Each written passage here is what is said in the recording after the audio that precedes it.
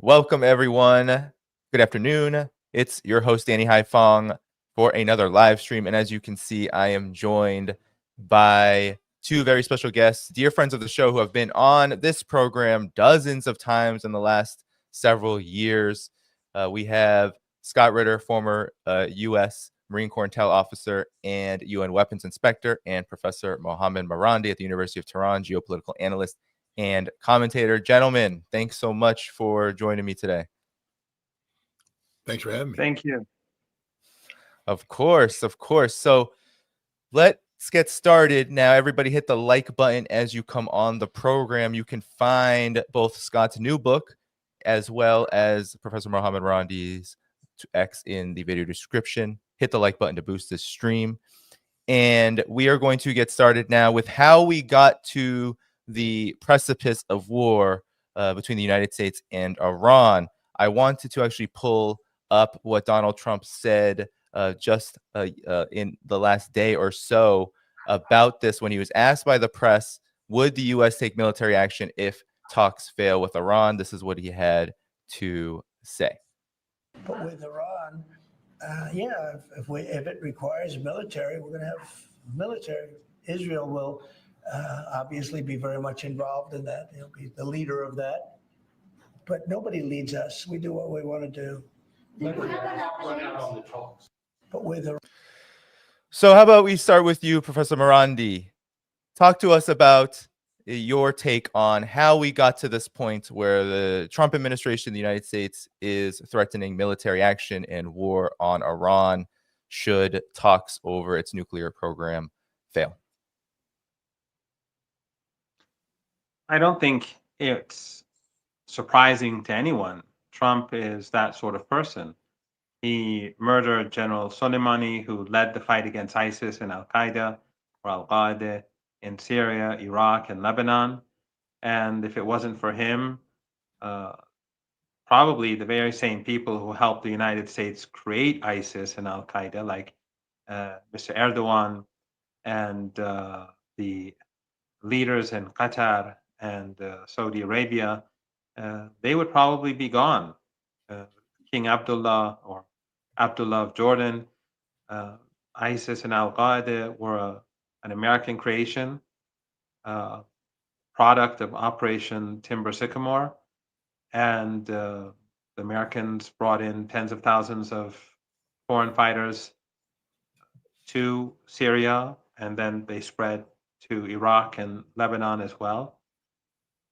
General Soleimani led the fight against these criminal organizations, and Trump murdered him. So when Trump murders General Soleimani, then I think you can expect him to do anything. The Iranians, of course, responded, but and he said that he will, if Iran strikes back, that the United States will hammer Iran. He didn't, fortunately, but when you have that sort of history, then I think nothing is unexpected. We already see what's happened in the stock market.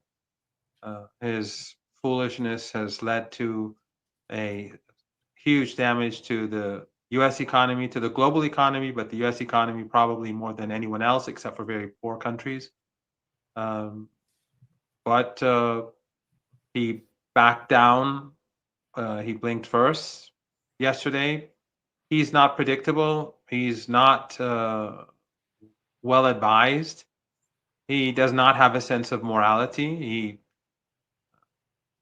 imposed a ceasefire and presented himself for a few days or a couple of weeks in Gaza as a man of peace, and then he green-lighted the genocide again. And right before we came on air, I tweeted a very particularly painful video of people being slaughtered in Gaza. And then he began to kill the people of Yemen, our friends. I wanted to go to Yemen with for the conference that Pepe Escobar participated in, but unfortunately the Jordanians won't let Iranians go through.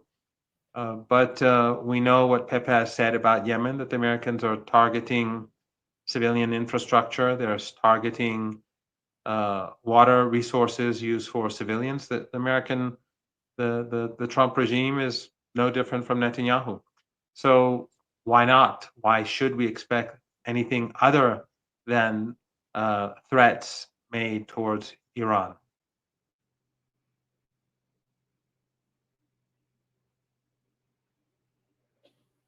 Oh, sorry, I was muted. Scott, your take. Well, I'm going to take a different approach here to point out that we're here because of Iran's nuclear program. And that doesn't mean that Iran's guilty of anything. Because when I speak of Iran's nuclear program, I speak of a program that is permitted under the Nuclear Non-Proliferation Treaty, of which Iran is a signatory. It's a program that actually has its roots in the former government of Iran during the time of the Shah, where the Bushehr reactor was originally conceived. I think Siemens, a German company, was supposed to be the one providing the construction assistance. And in the aftermath of the Iranian Revolution, when the Islamic Republic took over, they indicated they wanted to continue this, that the underlying analysis that was done by the Iranians for the need for peaceful nuclear energy was a legitimate one, that Iran was an oil-producing nation that was increasing its own internal consumption of energy that would detract from its ability to export oil, which reduced income. So this was purely a legitimate economic purpose behind its its program. But it was denied the ability to do this by the United States and by Europe, who, in violation of their obligations under the Nuclear Non-Proliferation Treaty, even though Iran was in compliance with the totality of its commitments, we denied Iran access to the technologies it would need. Iran was faced with a choice. Do we give up our nuclear ambitions, understanding there's legitimacy behind it, that would mean that Iran would be hamstringing itself from an energy security perspective, from an economic perspective? Or does Iran pursue, using the means available to it to acquire the technology to solve these problems itself? And Iran chose to turn to the black market because that was the only option to it. I'm not being condemning of Iran. I'm stating reality. When all legitimate options are shut off, Iran went to the black market to get the requirements or get the technology necessary to meet the requirements that were necessitated by bringing Bushehr up to power. Which means when the world denies Iran access to not only reactor technology but the fuel, that means Iran needs to capture the nuclear enrichment cycle, the nuclear fuel cycle. It's not illegal. Article 4 of the Nuclear Non-Proliferation Treaty permits this. And that's what Iran did. The problem came that Iran didn't declare some of these activities. Obviously, we know why, because to declare it invites it to be sanctioned, and then Iran ends up shooting itself in the foot. And then, so what happened is the Israelis, working together with Iranian opposition, the Mujahideen al-Khalq, carried out a series of high-profile briefings, and I think it was 2002, that brought some of the Iranian efforts to light, greatly exaggerated certain aspects of it, tried to turn it into a weapons program. But this brought the attention of the world. And now the IAEA, together with other nations, had to turn to this issue. And I'm not going to get into the specifics. This was a very difficult situation for Iran. Mistakes were made in terms of initial declarations and things, but eventually Iran told the truth, because the truth is they didn't have a nuclear weapons program. The truth is they were pursuing a legitimate, peaceful nuclear energy program. But the problem is the United States, because we are loyal allies of Israel, we took the Israeli position, which was not one spinning centrifuge, meaning that Iran wouldn't be allowed to have any enrichment capacity, no matter what, even though Iran is allowed to have this under Article 4. And this began a series of confrontations between Iran and the IAEA at the behest of the United States. I mean, the United States was pushing these confrontations. Israel and the United States flooded the market with false intelligence. I mean, again, I don't want to get into too much detail, but I think Professor Marandi knows full well. Intelligence that appeared in 2004 was fabricated, demonstrably so. only to reemerge again in 2009, repackaged as falsified intelligence, only to reemerge in 2018 as falsified intelligence. Each time Israel tried to sell the same bad information to try and paint Iran as a rogue nation pursuing nuclear weapons. Iran has done a remarkable job in fending off these provocations. And the Iranian negotiating team, and I know Professor Marandi was part of it, deserves nothing but the highest praise for getting Iran to the point where there was the ability to have an Iran nuclear deal. The Iran nuclear deal didn't come because Iran needed it, though. It became because the United States needed it. The United States had backed itself into a rhetorical corner by labeling Iran as this nuclear threat worthy of military intervention, and then being befuddled by Iran continuing to stand its ground, rightfully so, on its right to have a nuclear enrichment program. The Obama administration had a choice to either go to war with Iran or compromise.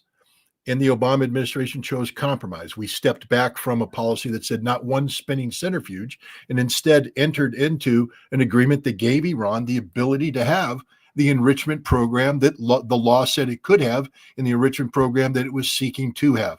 And this is what the JCPOA did. But in many ways, the JCPOA was a trap. And it was a two-way trap, because it was an incomplete negotiation and it was a dishonest negotiation, not from the Iranian perspective, but from the American perspective. Because the United States trapped Iran by creating the concept of a nuclear threshold state, meaning that what the JCPOA did is create the notion that Iran had to be denied the ability to produce a nuclear weapon, so they created a one-year breakout window, meaning the concept of we need to create a situation where Iran, if it decided to walk away from the agreement, it would take 1 year for Iran to acquire sufficient fissile material to produce a single nuclear bomb. And so from a global perspective, they created a new concept. It's one it's not in the NPT, not at all. It's not in Iran safeguard agreements. It's not contained anywhere but in the JCPOA. The concept of a nuclear threshold power being one that is, if it exists, represents an existential threat to the security of the world. I'm not saying it is. I'm talking about perceptions, and perceptions create their own realities. Now, the Obama administration was never going to implement the JCPOA. Professor Marandi, you know this. Iran knew this, because in July is when it was signed. In April, Obama gave a presentation to NPR where he said, yeah, we got them contained up front. And they said, well, what about the sunset clauses? What about the expiration of certain restrictions that once they expire, allow Iran to accumulate more enriched material, to deploy more advanced centrifuges as part of a peaceful nuclear program? And Obama said, no, that's never going to happen. If we get to the point where the sunset clauses are going down and Iran hasn't retreated from its desire to have a nuclear program. You see, Obama wasn't saying Iran could have one. Obama's saying we're buying time for Iran to realize that they don't want to have one.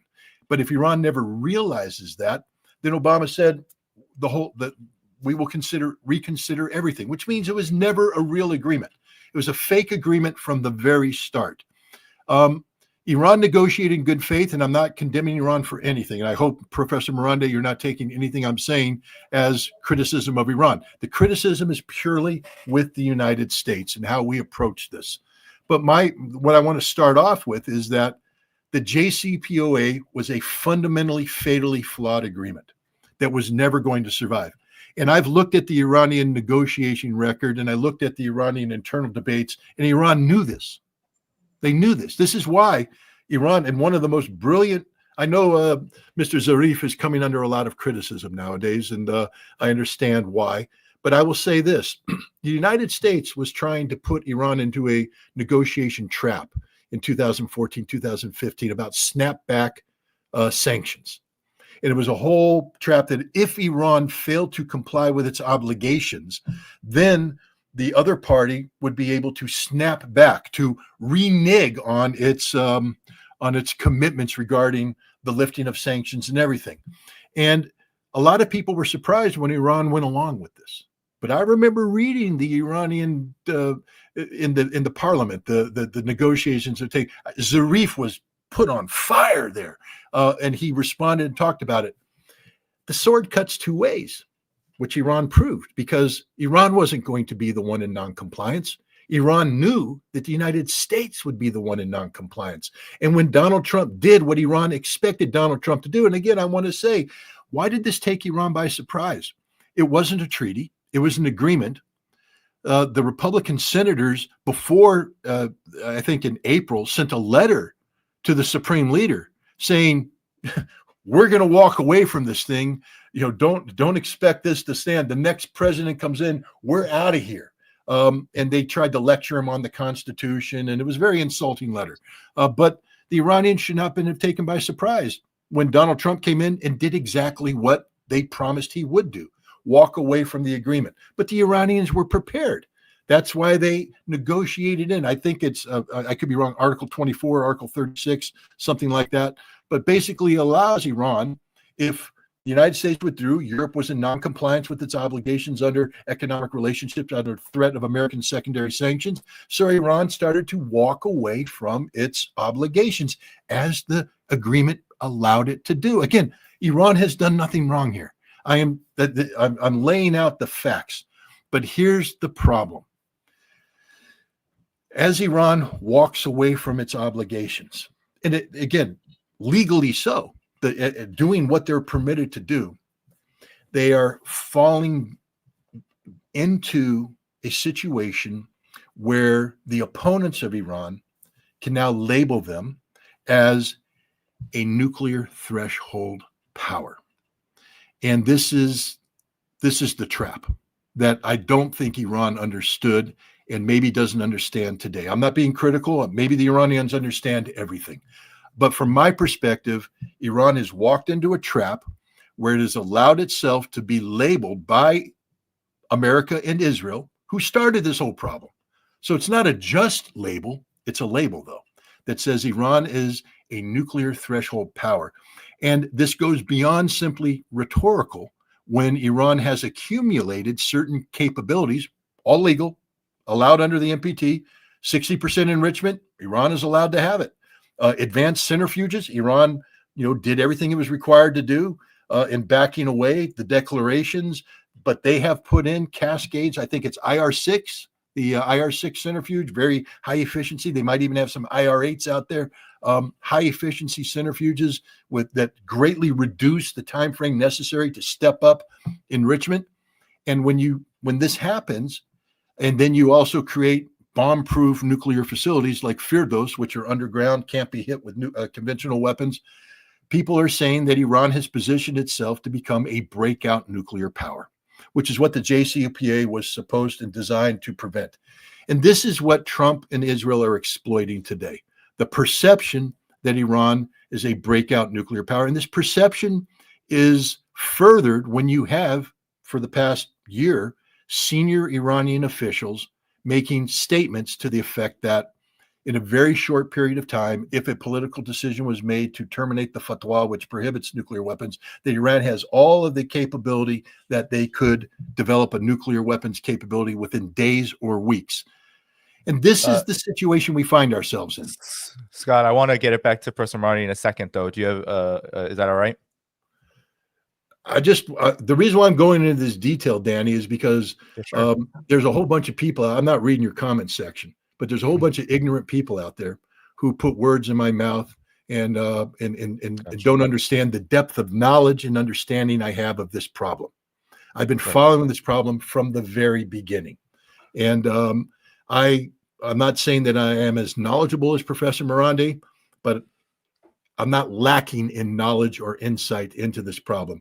So when we are talking about the present, you cannot divorce the present from the past. And when we speak of Donald Trump's, what's driving Donald Trump's policy position here, it's not something that was invented yesterday. It's something that has a long history, an in-depth history behind it. And I think it's imperative that people understand that while I'm not saying that the president's reasoning is legitimate, I'm saying it exists. And that's the difference.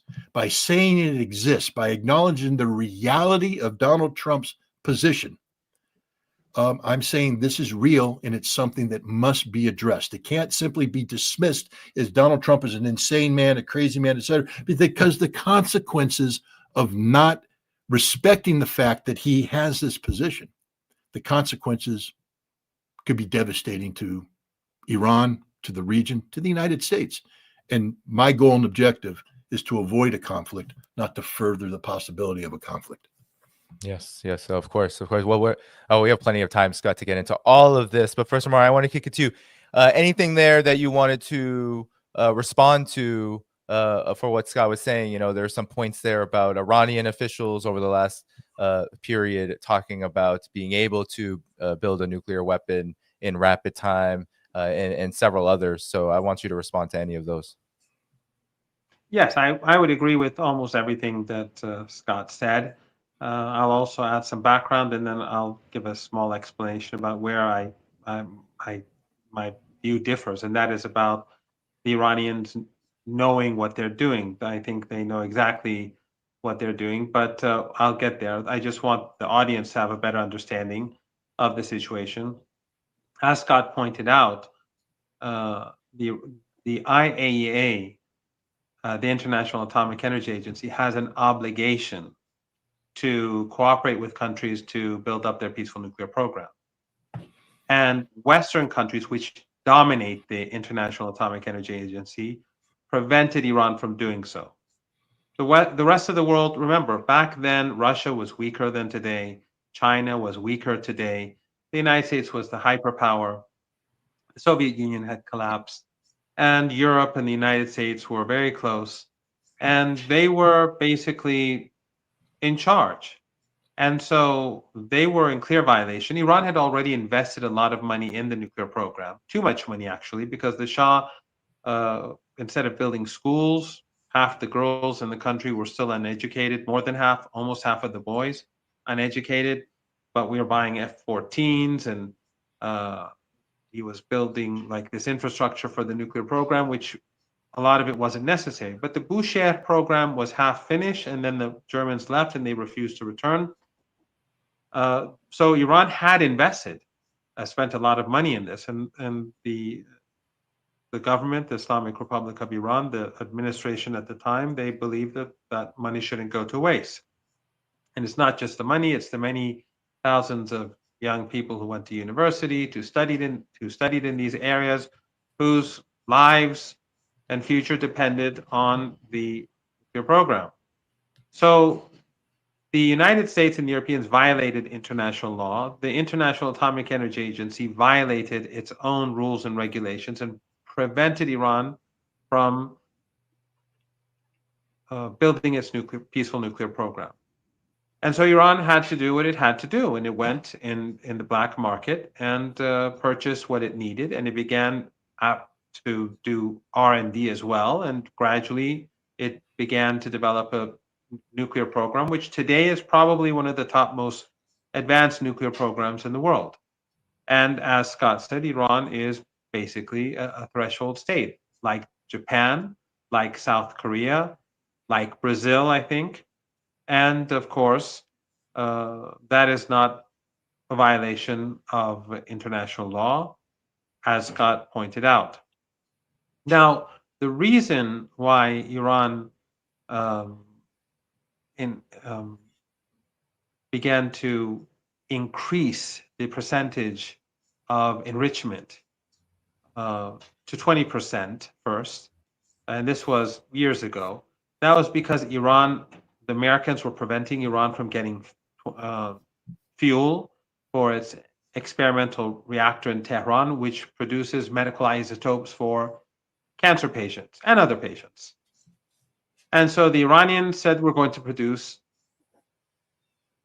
enriched uranium at 20% and then make fuel rods for the reactor. And that, of course, was a problem with the United States and the West. But Iran was also using this as leverage, which I'll get to later. Later on, as Scott alluded to, Iran, in one of his tweets, Iran began producing enriched uranium at 60%. Now, when did this happen? This was after the nuclear deal was signed. And I was on Piers Morgan's show last night, probably a mistake, because he promised me, I mean, his people promised that it wouldn't be a circus. They wanted to bring two really ridiculous people on. And I said only one, and they agreed. And then they brought both on. And the whole time, these two people were ranting and raving, and they were saying I'm a hostage and that I'm not allowed to talk. And if I say anything that I don't like, they'll shoot me. And Pierce was basically saying, well, you know, there are these criticisms. So, but interestingly, in Iran, the nuclear deal that was signed by Dr. Zarif, as Scott pointed out, there was huge debate in the country. And I was one of the critics of the negotiating tactics of the administration at that time. I wasn't with the opposition, and I didn't express my criticisms in public, but I did tell Dr. Zarif that I don't think that the United States is going to implement this. The United States sees itself as above the law. And I do think that Dr. Zarif and the people around him thought that the United States would behave better than it did. But in any case, what I'm trying to say is that debate in Iran is very fierce. It's much more fierce than in the United States, actually. Maybe not in public TV. Public TV is not really a place for debate, but on online Telegram channels and on the internet, on campus, students, you know, come up to me and ask me all sorts of questions. They criticize the government. They criticize the leader. All you have to do is get into a taxi or go into the underground or get on a bus, and you'll see that politics in Iran is a big thing. Like in Arab countries, they talk about foreign issues. In Turkey, increasingly, they talk about foreign issues. But in Iran, they talk about the leader, the president, the government, the former president, and whatever. So there was a fierce debate, as Scott pointed out, and the United States did not abide by its commitments. And this is a very important point that Scott raised. This didn't begin with Trump, it began with Obama. And by the way, the brutal and illegal maximum pressure sanctions did not begin with Trump, they began with Obama. Trump was angry that Obama signed a deal and he was going to decrease, not remove, decrease some of the sanctions, which Obama didn't do. So Iran complied it complied with its commitments. Iran implemented the deal, and the United States didn't. And that was one of the mistakes of the negotiating team, and that's something that they were trying to rectify 3 years ago when they were negotiating again under President Raisi and Biden. The Iranians wanted to put a mechanism in place where the Americans first carried out their side of the bargain, and then the Iranians would carry out their side of the bargain, phase by phase or piece by piece. It's not Dr. Zarif's fault. And I don't, Dr. Balgadi was using the experience of that we had during the previous negotiations. And before Dr. Zarif, Dr. Jalili was negotiating. And I think that unlike Dr. Zarif, who was too flexible under pressure from the president at that time, Dr. Rouhani, I think Dr. Jalili was not flexible enough. But that's another story. So I find this humorous because the show will come out probably in an hour or so. And they keep saying, if this guy, meaning me, if he says anything against the regime, he'll be, killed or whatever. And Piers Morgan was saying, yes, you cannot have this sort of debate in Iran. And I told him, Piers, I invited you to come to Iran, but you didn't come. But in any case, so we have these debates in Iran. And I think this context is important for people to understand that Iran is not some authoritarian regime.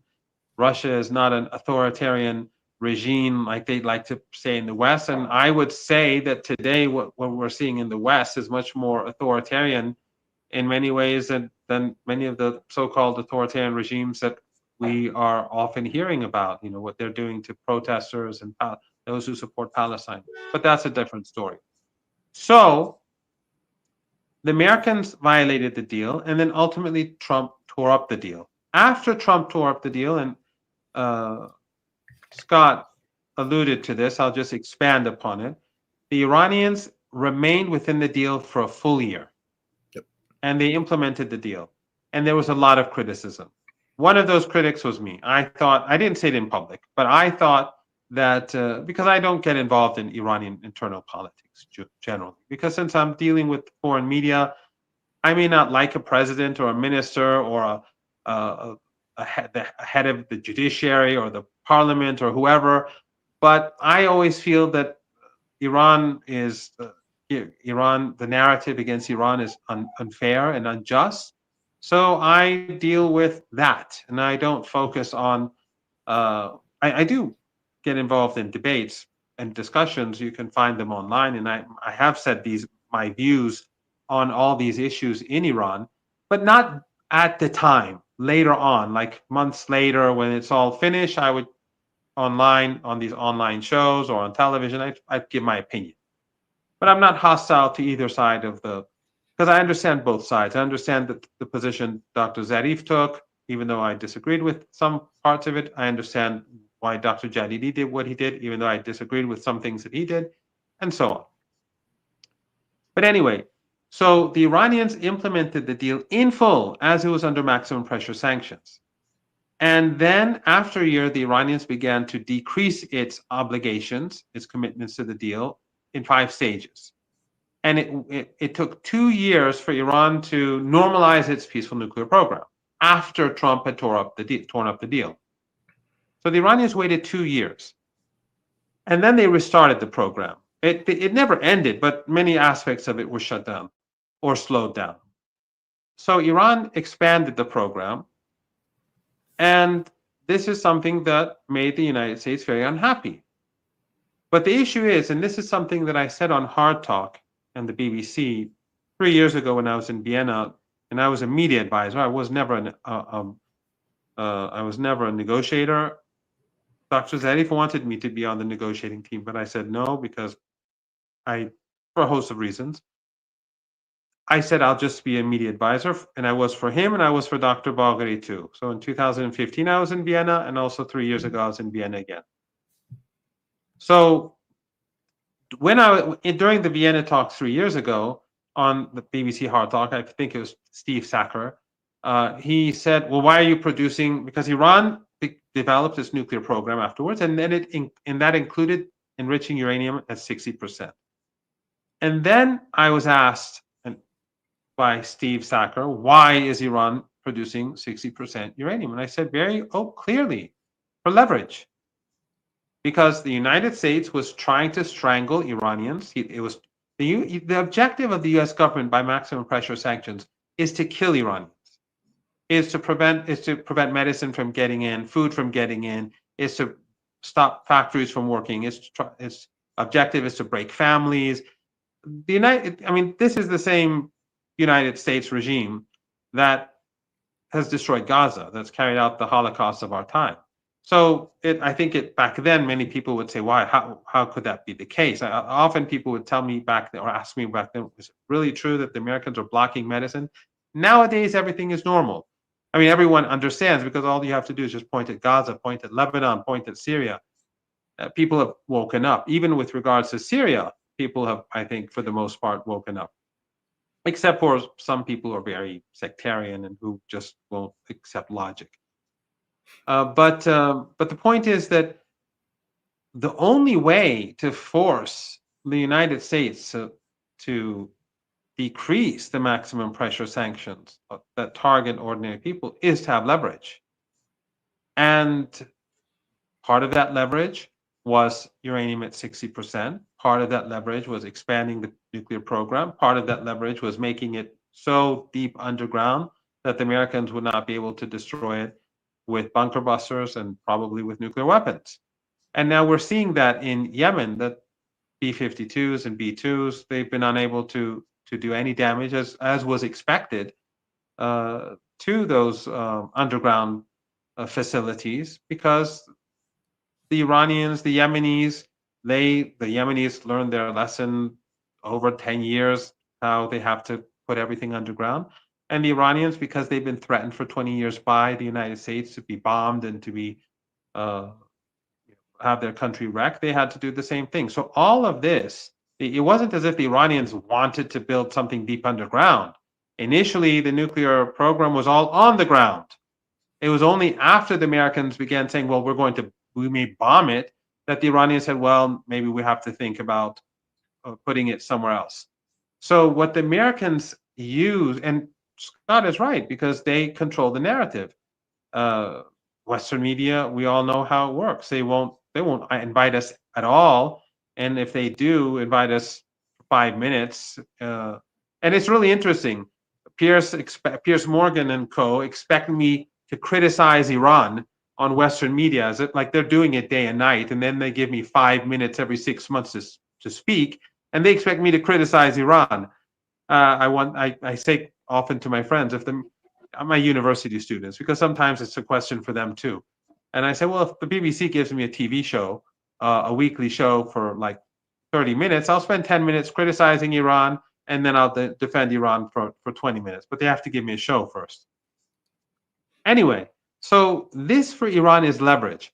And the Iranians feel that they have no other means of forcing the United States to behave more rationally. And I agree with them. I don't see any other means. I agree with everything that Scott said besides that. I think that some people took issue with some of what Scott said, probably because of the tone. Like, for example, I think he said Iran admitted to having 60%, which I don't think Scott meant it that way, but it wasn't as if Iran was hiding it. Iran declared 60%. Or Iran's declared peaceful program, which Scott here has pointed out that it is a peaceful nuclear program. There's the intrusive inspections that Iran had within the framework of the JCPOA were unparalleled anywhere in the world. The number of inspections that were carried out in Iran, I think, equaled the entire world. All the inspections that were carried out elsewhere were like something like similar to the amount of inspections that were carried out in Iran, and they never proved that Iran had been pursuing a nuclear weapon, despite the fact that the IAEA is under American influence, despite the fact that the Europeans and the Americans dominate the organization, and the organization is definitely very much biased against Iran, but they never provided any evidence. Even when documents were stolen, or the Israeli regime claimed that they took documents and all that, no evidence was ever put out there to show that Iran had a nuclear program. Indeed, the Americans in 2007, they stated that Iran was not pursuing a nuclear weapon. They said that just recently. Tulsi Gabbard's recent statement also reaffirmed that. The CIA, Burns, the head of before he left, I think Burns also pointed that out, that Iran, the only thing that the United States says is that since 2003, and there's no evidence to show that Iran was pursuing a nuclear weapon before 2003 either. But that's a technicality. I'll leave that aside. So for Iran does not intend to build a nuclear weapon. And I know a lot of people want Iran to have a weapon. And it's very interesting how Iran has become so popular over the last year and a half. Iran has always been demonized, attacked. Iran is evil.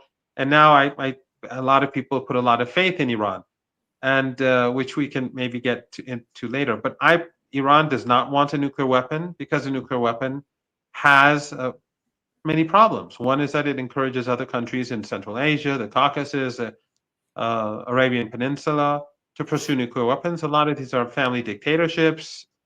not necessarily stable. And but Iran is a nuclear threshold state. And so Iran, the only reason why recently the Iranians moved in, the Iranian officials said that we will change our nuclear posture, as Dr. Kharazi said for about a year ago, and more recently Dr. Larijani said we'll move to a nuclear weapon, was if the United States strikes our nuclear program, because that would be a nuclear attack, even if conventional weapons are used, because that's a nuclear site and it will create contamination. And that is an existential threat to Iran. And so under those circumstances, Iran will develop a nuclear weapon, because then we are talking about the survival of the nation. But that is also being said in order to tell the Americans not to push so hard. Indeed, I would argue that Trump is the one who's pushed Iran's nuclear program to develop so far, because Iran, under the JCPOA, which I think we gave too many concessions, but in any case, under the JCPOA, Iran's nuclear program was limited. And after a while, Iran's nuclear program could have expanded, but still, I think the deal was flawed. But that aside, Trump, by tearing up the deal, encouraged Iran to expand the nuclear program, because not only did Iran feel the need for, because remember, Iran is very important. Iran is a very developed country in high-tech industries. In nanotechnology, it's like the third or fourth in the world. In artificial intelligence, it's doing, you see how it's conventional weapons now is the talk of the town. The Americans and the Europeans claim that the Iranian drones in Russia and in Ukraine have created enormous damage. So whether that's right or wrong, that's not for me to say. But if you recall, 10, 15 years ago, every time Iran fired a new missile, the West would say, oh, this is a show. Now they recognize that Iran, in all different fields, in nuclear and non-nuclear, Iran is an advanced country. So Iran wants nuclear energy because it is a high-tech industry. The country needs it. But Iran also pushed further in order to tell the Americans that you have to end the maximum pressure sanctions. You cannot target women and children like this. You cannot try to kill people this way. And so Trump basically pushed us in this direction, and Trump, by threatening Iran now, is pushing Iran further. So if anyone is to blame, it is the United States. Otherwise, for Iran, if a negotiated deal is always possible. We were 3 years ago, we had a deal. I was in Vienna for months. We came to a text, and on the last day of negotiations, the EU gave a final text to the different teams. On the way back, we were having a discussion on the flight. We all thought that we will be back in Vienna in 3 or 4 days for the signing ceremony. So when they got to Tehran, the Supreme National Security Council went over the text that the EU gave, which was the result of months of negotiations. The Iranians made 2 or 3 changes, like words, not like major, like 2 or 3 words the Iranians changed. They sent it back to the EU, and Joseph Borrell, who was the EU foreign policy chief, said that the Iranian demands are reasonable. You can Google this, you can use a search engine. Nowadays, you don't even have to use any. You can use DeepSeek or whatever it is, and you can find all the information. He said that Iran's demands are reasonable. Hopefully the Americans will accept and we can move on from here. Something like that. We had a deal. And then the Americans balked because of the midterm elections. And then we had the riots in Iran, thanks to USAID and NED, and this, this woman freedom, whatever. Anyway, you know what I mean. The riots and the protests and so on. And the Americans made the wrong calculation. They believed their own propaganda about Iran, that the people were against the Islamic Republic of Iran, which is not the case. Any poll that even the West carries out in Iran shows that the state and the Constitution has overwhelming support among people who may be very critical about everything, as Iranians are, but the Americans miscalculated. And so as a result of that, the Americans refrained from signing the deal. And that's why we don't have a deal today. Otherwise, we almost had one. Trump, instead of behaving rationally, he's behaving dangerously. But that is something that the Iranians will have to deal with. The Iranians are willing to negotiate, but they won't negotiate from a position of weakness. So this is where I think this is, I think, the key point right now. The Americans want direct negotiations, and Iran says indirect negotiations. Some people say why. The reason is that Trump has to recognize that we will not negotiate on his terms. Ultimately, the negotiations will be indirect on Saturday. Of course, the Iranians are some are worried that the Americans will try to find a way to meet the Iranian negotiators in the hallway, and there's a lot of talk about that in the Iranian media. Some want direct negotiations, but I think there's a strong consensus that indirect negotiations are more than enough. Is that strange? No, the Russians and the Ukrainians don't have direct negotiations, as an example. We've had direct negotiations with Americans. We've had indirect negotiations with Americans. During Biden's 4 years, we had indirect negotiations. When I was in Vienna for those few months, the negotiations between Iran and the United States were not direct. So Trump demanded direct negotiations. The fact that he made that demand made the Iranians say no, indirect negotiations. And then the United States wanted the negotiations to be somewhere else, and the Iranians said no, Oman. And Iran imposed that. These are not big things, but these are symbolic. If the United States behaves reasonably, Iran will be able to have a deal and preserve its peaceful nuclear program and provide whatever assurances that are necessary to show that Iran is not producing nuclear weapons. However, if Trump thinks that he can put pressure on Iran and get what he wants, and the Iranians will be intimidated, and that's not going to work. It didn't work with Russia. It's not working with China, and it's definitely not going to work with Iran. I would argue that the chances of it working with Iran are less than with Russia and China for a host of reasons, cultural reasons, especially the Shia culture in Iran, and the story of Imam Hussein, the grandson of the Prophet. That makes Iranians very practical people, but also steadfast in principles. So we'll have to see how Trump behaves. And Iran obviously does not trust Trump. We dislike him immensely. We dislike Witkoff. I dislike Witkoff. He's a Zionist. And Witkoff, he was behind the ceasefire, and in his interview with Tucker Carlson, he was very dishonest. Hamas and the resistance, they were abiding by the ceasefire that Witkoff had pushed for, and Witkoff and Trump were the ones who effectively tore up the agreement. And that is why the Iranians are going to be very cautious about Trump, because Trump violates not just the deal that Obama made, he violates his own deals, whether it's NAFTA, that he made an agreement with the Canadians and the Mexicans during his first term, or deals that were signed, as Scott knows more about, with the Soviet Union and with regards to nuclear weapons and missiles.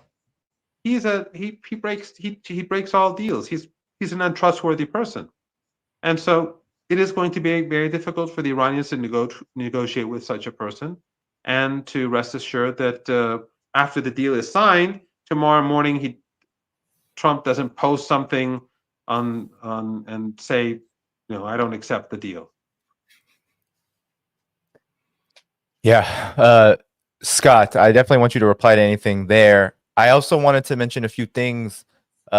Also, though, what's striking to me is that Donald Trump's approach here, the United States' approach, around the nuclear question with Iran has been very hostile, to say the least.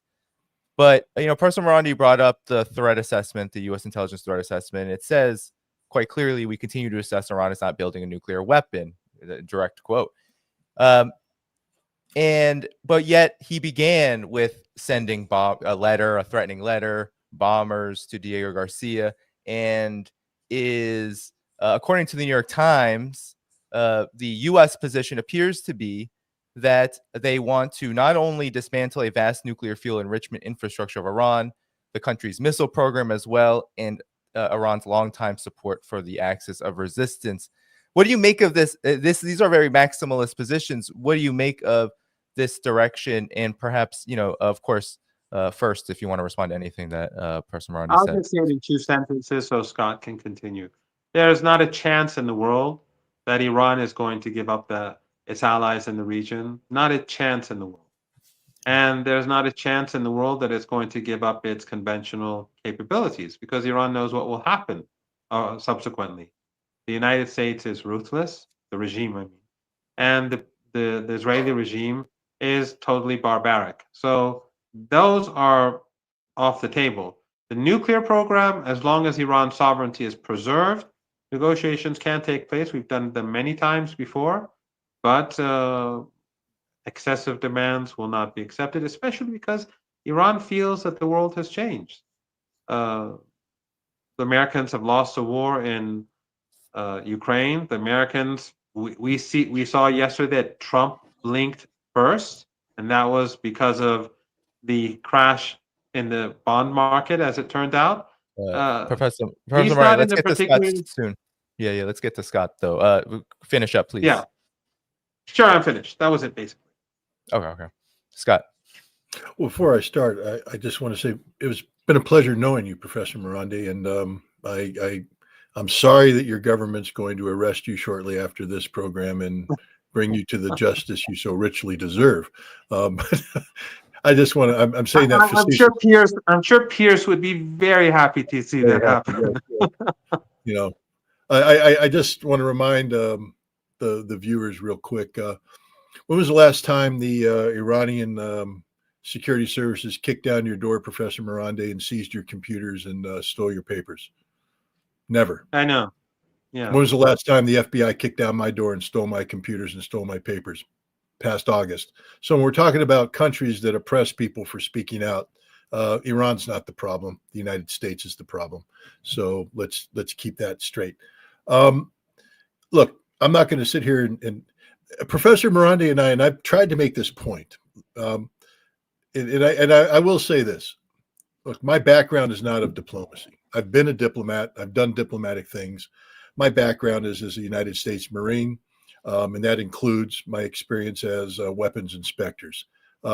Marines are very direct. We're very blunt, and we can become brutally blunt.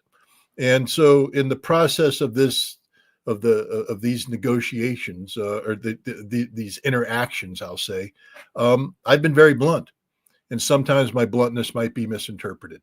But there is no daylight between Dr. Marandi and I when it comes to the facts of the situation. No daylight whatsoever. I wrote a book about Donald Trump pulling out of the JCPOA. You know what the title was? Deal breaker. Right? He's a deal breaker. He's not a deal maker. He's a deal breaker. We know this. It's not anything. So where does the problem arise? The problem arises, again, it's not an Iranian problem, it's an American problem. Do you remember when I talked about the JCPOA? I said the problem with the JCPOA wasn't because of what Iran did, it's how America behaved, how Barack Obama boxed himself into a corner with his irresponsible rhetoric threatening war, and finally be confronted with the fact that he had reached that threshold where either we go to war or we make a compromise. Okay, at that time, the United States was not prepared to go to war with Iran. We didn't have the capacity to do so. We had, we were in knee deep in, conflicts in the Middle East. We were trying to get ourselves disentangled in Iraq and Afghanistan. And the last thing we were going to do is get involved in a major war with Iran. And one of the reasons is that the war was being couched at that time in purely conventional terms. Iran's program had not gone underground. Iran's program had not developed to the extent that it was a breakout or threshold capability. So from a military planning perspective, the belief was that we could interdict Iran's programs using conventional weapons alone, precision guided strike, etc. And then the realization came that, yeah, we probably weren't going to achieve that objective. And now once we initiate something, we would have to follow through with follow-on military action, which would require hundreds of thousands of troops in a proposition where victory was not guaranteed. And we just weren't going to go to war against Iran. So we opted the negotiation path. I would say that Trump has boxed himself into a similar corner. What is the one thing that's in common between Obama's position, Biden's position, and Trump's position? Is that the Israeli government has been pressuring the United States to launch military attacks against Iran for some time now. The other thing that connects everybody through this time is that the policy of the United States has never been singularly focused on Iran's nuclear program, but on regime change. And the sanctions program that we have been enforcing against Iran is a regime change program. It's the same mentality, the same prospects. I've been studying OFAC, the Office of Foreign Asset Control. I've been studying their interaction with the Department of Treasury, with CIA, the State Department, on how they impose sanctions on Iraq. Iraq's sanction program was a regime change sanction program. Okay, Syria, a regime change sanction program. Libya, a regime change sanctions program. This is what we do. And we've been imposing a regime change sanction program on Iran since 2002. Some would say even prior to that. We have never tolerated the Islamic Republic. We've always viewed the Islamic Republic as an affront. We were supporters of the Shah. So we obviously were upset when the Shah was overthrown. The seizure of the American embassy and that whole hostage debacle, which concluded with American troops dying, 8 of them dying, perishing in fire on Desert One. That anniversary is coming up, April 25th. This scar. Just for your viewers, because many of them won't know this, but the Iranians didn't kill them. The Americans, their helicopters crashed and hit each other in Iran, and 8 of them were killed. Correct. No, Iran most certainly didn't kill anybody. It was our helicopter crashing into a C-130 tanker that killed 8 American crew members. But we blame Iran because we say we wouldn't have been there if the hostages hadn't been taken, et cetera. I'm not going to get into discussion about that. What I'm trying to do is say that there's the history of the bombing of the Marine barracks. All of this lends itself to a very negative attitude on the part of the United States. We've spoken, Danny, you and I, about Russophobia many times and how the administration and the media poisons the minds of the American people about Russia. There has been, I don't know what we would call it, for Iranophobia, but there's been the equivalent since 1979. We don't give Iran any benefit of the doubt. We condemn them. It's a blanket condemnation across the board with little or no effort to learn the reality of Iran. I've been to Iran one time in 2006, shortly after Ahmadinejad came into his presidency. I was shocked by what I saw. And what I mean by shocked is I was expecting a police state. I was expecting repression. I was expecting to be arrested the moment I got off the airplane, even though I was invited to go to Iran by Mr. Zarif, who was the ambassador at that time to the United Nations.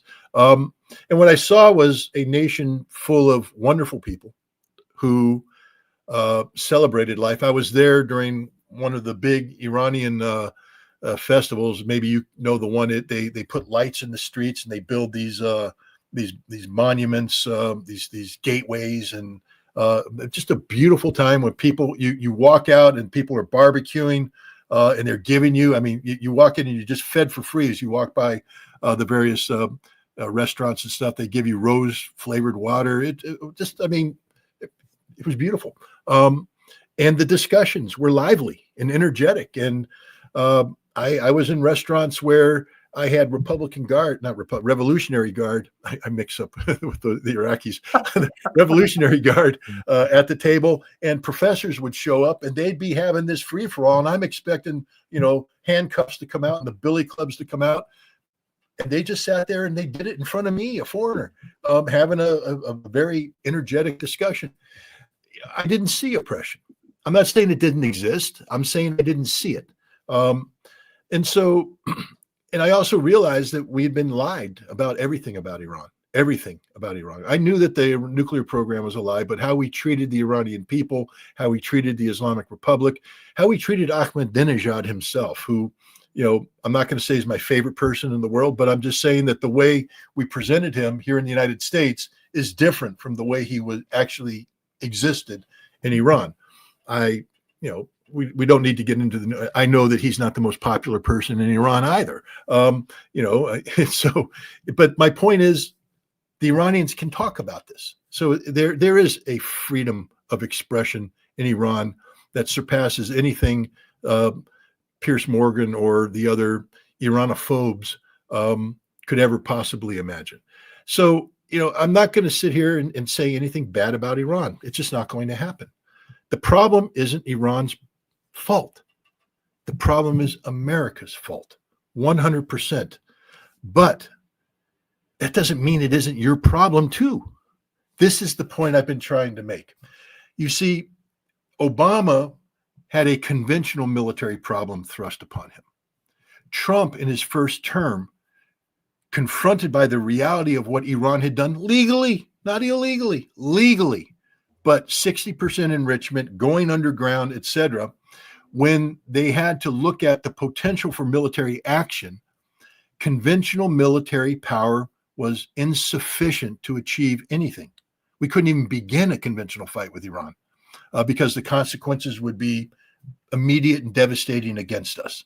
Iran has ballistic missile capacity to reach out and touch American installations in the region. We have no defense against this.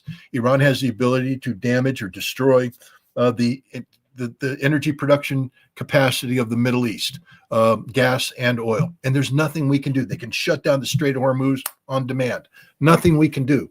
We have no conventional military response to Iran. So what Trump did is task the American nuclear establishment through a nuclear posture review and then nuclear employment plans to develop a nuclear response to Iran. Now, me saying this doesn't mean I approve of it. I condemn it wholeheartedly, but it is a reality and it's not theoretical. This is real. These nuclear weapons that were produced on the direction of Donald Trump have been produced, have been deployed, and are incorporated into a plan of military action against Iran's nuclear infrastructure. So this is when I talk about the threat of nuclear war. It's not that I'm threatening you. I hope you don't take what I'm saying as a threat, Dr. Marandi. I'm not threatening you or the Iranian people. I'm stating reality. The reality is Donald Trump's rhetoric has boxed him into a corner where we have created a problem for which there is only one solution, and that's the military solution, which has been configured exclusively to use nuclear weapons. This is insane. This is crazy. This is lunatic, but it's real. It's as real as the day is long.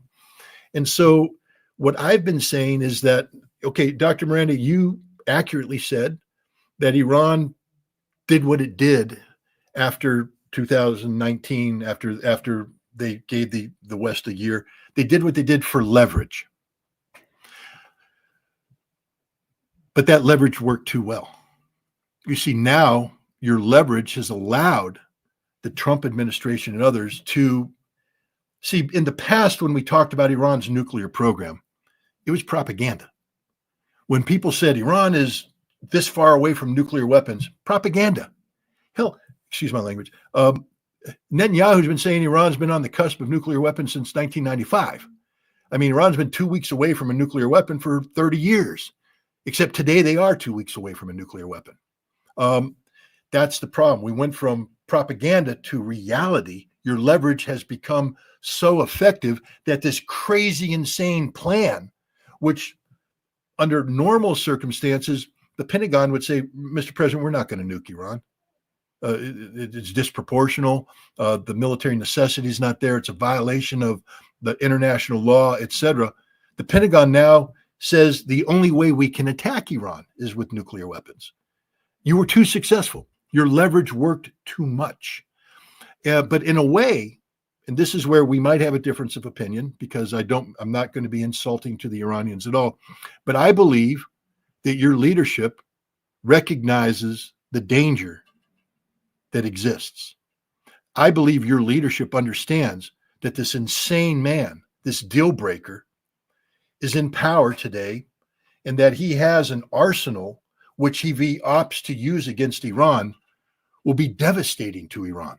You may be able to land some punches that hurt, but I believe it would be fatal for Iran. I don't believe Iran can ride out an American nuclear attack because I've been a war planner and I understand the mentality of those who plan wars, and we don't go in lightly when we do nation-ending exercises. There's the mistake people make in talking about Iraq, talking about Afghanistan, talking about Yemen even. These are not, first of all, Iraq was a nation-ending exercise, and we succeeded in ending the nation of Iraq in terms of the government of Saddam Hussein. We succeeded in pushing the Taliban out, but these weren't nation-destroying exercises. These were government alteration exercises. Iran is a nation-ending event, meaning that if we go to war against Iran, it will be a nation-ending event. It will be so horrible. And I'm not justifying this. I condemn it. I don't want it to happen.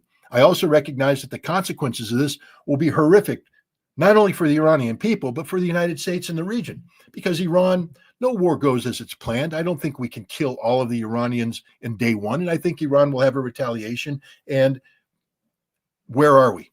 Nowhere. But the good news is, if there can be good news in any of this, is the supreme leader. And I'm going to say something again. I don't mean to be insulting, and please don't take it as an insult.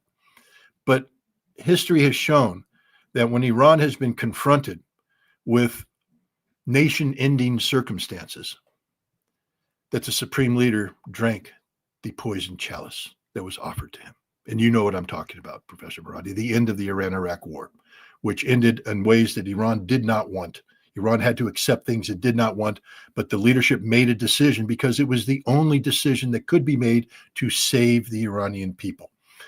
The leadership today, the supreme leader and those around him, have come out strongly against maximum pressure. Of course they have. And if they've come out strongly against the military threats, of course they have. But they know the only way out is negotiation. The question is, how do we get to the right negotiations? And that's the question. But I think what's happened here is both Iran and Trump have blinked.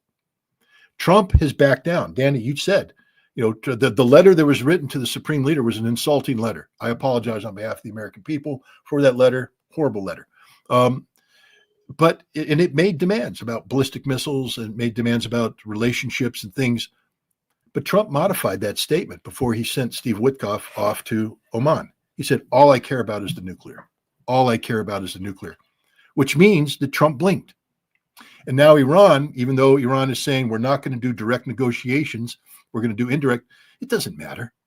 The point is, your foreign minister is going to be sitting down in the immediate vicinity of Steve Witkoff, and there's going to be an exchange of ideas. A negotiation is beginning that could lead to a resolution of the nuclear problem, and therefore giving Trump a way out of the problem he has created. This is a problem that Iran didn't create, a problem we created, but it's a danger to Iran. And thank goodness, because a lot of my criticism to Iran in the past weeks is the rejection of negotiations. And I kept saying there's only one way out of this. This lunatic, this madman, this deal breaker will use nuclear weapons. He's not bluffing. This is a real crisis. And the only way out is through negotiation. Now, how does Iran do this without looking weak, without being accused of bending the knee? I think we found the solution. Whether it was by design or by accident, Trump blinked, And then Iran said, okay, we're not opposed to negotiations. And now we're having negotiations. What happens in these negotiations? I can't predict. I don't think you can predict. Steve Witkoff, who I know you despise, but what I would say is this. Let's put Gaza aside, difficult to do given the enormity of the crimes being committed. He's the man that traveled to Moscow and broke the ice with Vladimir Putin, got through the impasse that prevented the United States and Russia from moving forward in their negotiations. He did that. Why? Because he is literally an extension of Donald Trump. And when he travels and speaks, he speaks as Donald Trump. And when he's in Oman right now, he is Donald Trump. And I think the Iranians understand this. Now, he said something interesting. I don't know what's going to happen from this, but he said, I'm prepared to travel to Iran. Now, we can be dismissive of it, but Professor Marandi, when was the last time the Biden administration said they're prepared to travel to Iran? They never said that. The Obama administration was not prepared to travel to Iran. Trump is saying, Witkoff, go to Iran if necessary. We want a deal. See, you won. You won. You use your leverage to get the United States to the negotiating table. It's very good, but it was a dangerous game. This is what I've been trying to point out. I exposed the danger, not because I'm threatening Iran, but I'm being real about this because as I've told people, I ask people to love the Iranians more than they hate America. Love the Iranians more than they hate America. And what I mean by that is you are right to criticize Trump, criticize this, criticize that, but don't be so critical of America that you miss the opportunity for a deal that can save Iran. It may be a bitter chalice of poison. It's going to be because you're going to have to make some sort of compromises. So it will be bitter. But Iran survived drinking that cup of poison in 1989. They survived. They thrived. And Iran will survive and thrive going forward. Russia just gave Iran the best way out.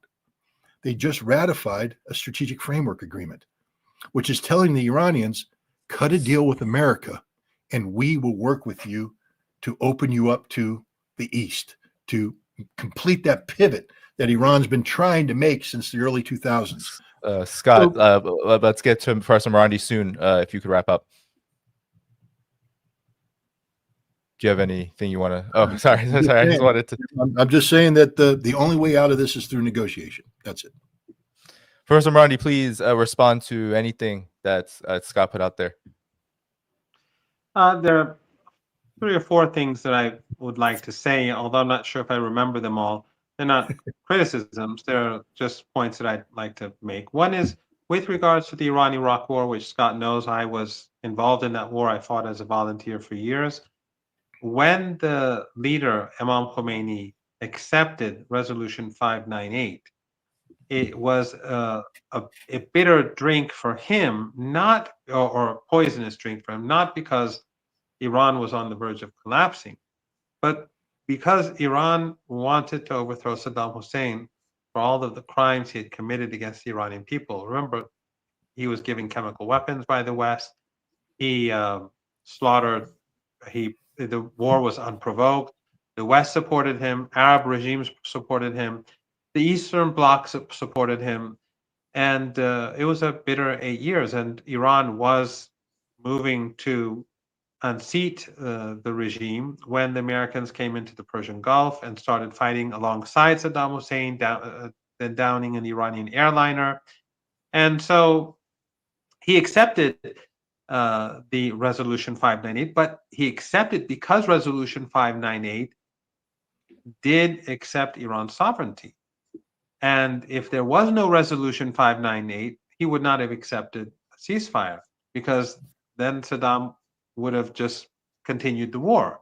So we had a basis. The reason why Iran didn't initially accept Resolution 598, which was passed during the height of the war, like a year or so before the ceasefire, during the Karbala 5 operations where I was shot in the arm. I was a military diver in that operation. That was the height of the war. It was very intense battles near Basra. And it was under that pressure that the UN Security Council passed Resolution 598, which met Iran's demands except for one demand, and that was that determining the aggressor was put down like in, I don't know, Article 8, and Iran wanted it to be in Article 1 because Iran knew that the US and the West would never allow Saddam to be condemned. That was the issue. So we had an acceptable agreement. It wasn't ideal for Iran, but Iran's sovereignty was respected, and so we ended the war. We preserved our sovereignty. Saddam Hussein failed, and his failure was reflected in the fact that his country was bankrupt and he went and invaded Kuwait. Of course, the US ambassador, the story between Saddam and her, all that aside, but he went into Kuwait and we had a new chapter in our region. So our ceasefire with Saddam Hussein was based on a resolution that preserved our sovereignty. And ultimately, Saddam was condemned, but that's a different story. The second issue is Scott is right about Iranophobia, I guess. I don't know what it's called. Islamophobia, Iranophobia, Shiaphobia. I mean, one of the things that the Americans did and the Europeans was that they antagonized Iran for decades, and then their client regimes in the region, they antagonized Iran through sectarianism and racism. They basically were telling their own people that we're not Muslim. That's where the whole Wahhabism and ISIS and Al-Qaeda began to grow, and the extremist ideologies that we see in Afghanistan and elsewhere. I've been told during pilgrimage and Hajj by fellow Muslims that I'm not a Muslim, that you have a different Quran. Or for example, they would constantly tell me, and they still do, that we Shia do taqiyya, which means that we hide the way they interpret it. We hide our true intentions, and sort of like we're hypocrites.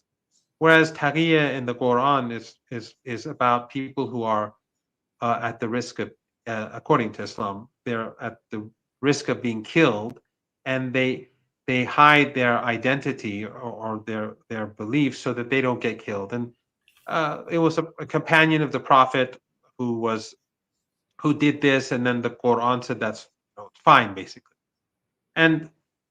But interestingly, the same people and so this has nothing to Iran with Iran's policy. Iran has always been open about its support for the resistance, for Hamas, for Islamic Jihad, Iran has been the most open about its views. But interestingly, the same people now they say, well, Mr. Erdogan, he's lying. He's doing a great job. He's pretending to the West that he's their ally, and in reality is undermining the West and working for the Palestinian cause, which of course is nonsense. But they say, and I would say to them, then the taqiyya that you're saying we do, in fact, you do, and you support this. So the point is, of course, these are just sectarian people. Most Sunnis and most Shias and most Muslims and most Christians and Jews, as we've seen, who are very active and anti-Zionist in the United States and Europe. Most people are decent, and most people want to live together in peace and prosperity. And it's these regimes like, Qatar has funded a lot of this, Saudi Arabia, sadly, Erdogan, others, the Americans. This divide and rule policy has been going on for 40-some decades. And so Iran is not only antagonized in the West, but it's antagonized in the region. That's a very long story, but it's interesting how it has evolved over the last year and a half, because in reality, the only people who are supporting the Palestinians are the resistance, and it's Iran that is alongside Yemen and Hezbollah that they're paying a heavy price, whereas Erdogan is selling his oil or transporting Aliyev's oil. The Emirates, they have good relations. The Egyptian regime, the Jordanian regime, and the list goes on. They all have excellent relations. So interestingly, the things have shifted a lot with regards to perceptions about Iran and Iranian intentions. And everyone has been exposed, I think. In Syria, I think Scott knows quite well, and perhaps you too, Danny. In 2012, 13, 14, overwhelming, when we were saying, look, this is a dirty war, we were attacked across the board. Even some of our mutual friends back then were saying the opposite of what they're doing today. But since they're honest and sincere and they saw that they made mistakes, they shifted their position. But now we see that, except for very extreme sectarianism and foolish Americans who are very ignorant about reality and listen to Fox News or CNN and so on, except for these people, people are recognizing the truth. People are much more awake than before. The only point, and just one thing, Scott, and again, it's about tone, because in one of your tweets, which I didn't respond to this, I just said that Iran is not violating the JCPOA and so on by being the NPT and the IAEA by being a nuclear threshold state. What you said, which I think was and I didn't respond to this because I knew that's not what you meant, but what some people perceive to be critical of Iran or supportive of the United States. I think you said something like, hopefully Iran will put aside its dismantle parts of its program that the United States and Israel find to be like some sort of existential threat. And I think, and I'm sure you don't mean it in that way, because everything that you said today, I agree with about the history of the program, the nature of the program, the nature of the relationship. But that is, I think we all have to focus, as you've been doing tonight, on the fact that it's not Iran that's the existential threat. It's the United States. It's the Israeli regime, which you've been pointing out tonight. And I think maybe some people who were attacking you, and I never have attacked you online, you're the only person probably that I've been on your show at 3 a.m. I don't do that. If you recall, once I came on your show, it was like 3 a.m. So I remember that. out of respect, out of respect for what you do, you invited me, I think, twice, and I think both were pretty late, if I'm not mistaken. But all I can say at the end, and because this is that Iran takes that into consideration, but Iran also is preparing itself for that situation. In other words, Iran has underground drone bases and missile bases across the country. And there are so many that I think they're probably in the hundreds. And they are prepared for that day that the Americans do carry out that. And the Americans would have to use hundreds of nuclear weapons to prevent Iran from taking out everything.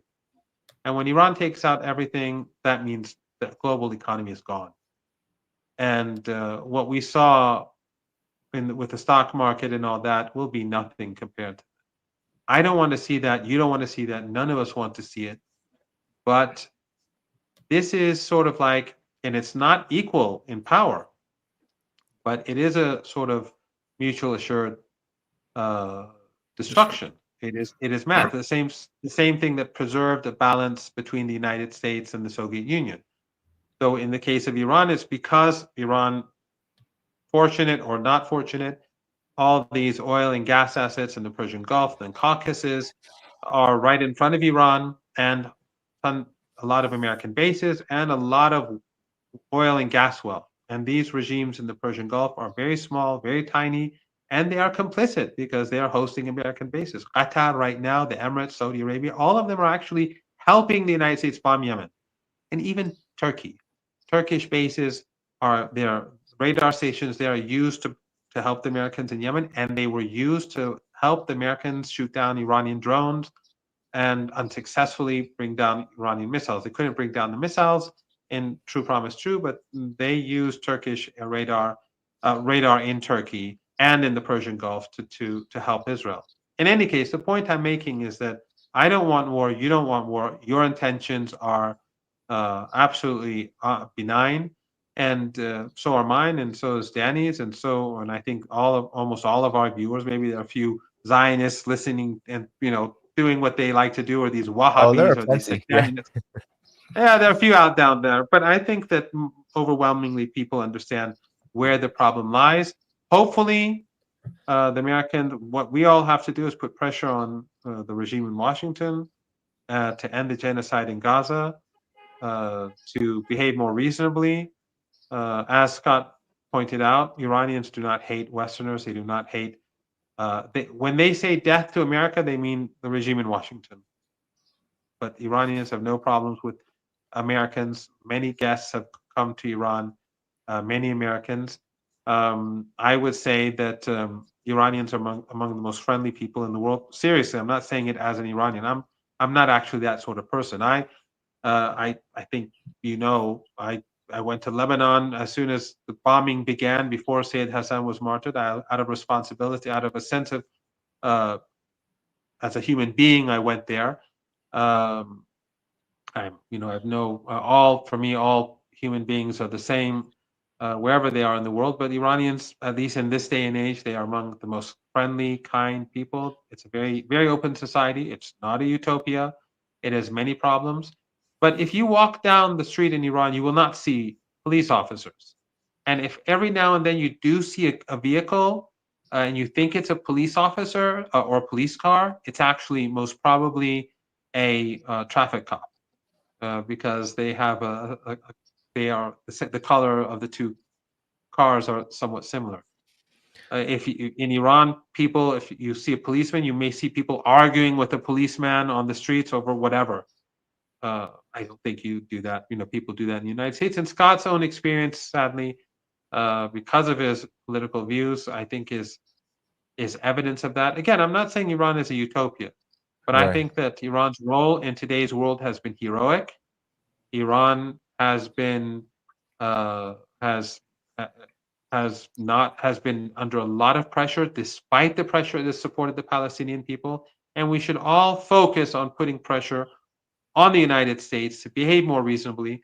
And without a doubt, the Iranians will, as they have in the past, behave reasonably, but within the framework of preserving its sovereignty, and it will continue to support Palestine and the Palestinian people.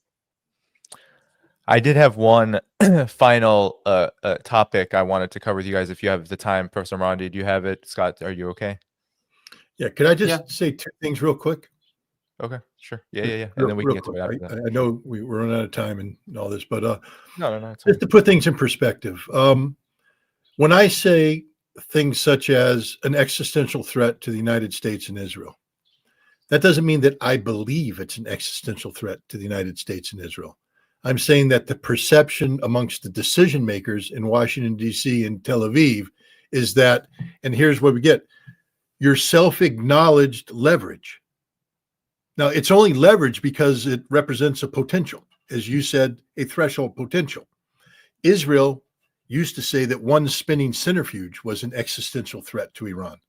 And they were trying to justify American military action against Iran to eliminate Iran from having the most basic centrifuge enrichment capabilities. So imagine these same people are there today. We have the same mindset, but now instead of one spinning centrifuge, they're confronted with a nuclear threshold capability that Iran has said is leverage. That's why what I'm saying is the perception that exists in Washington, D.C. and in Tel Aviv today is far different than the perception that existed a decade ago, because today it's real.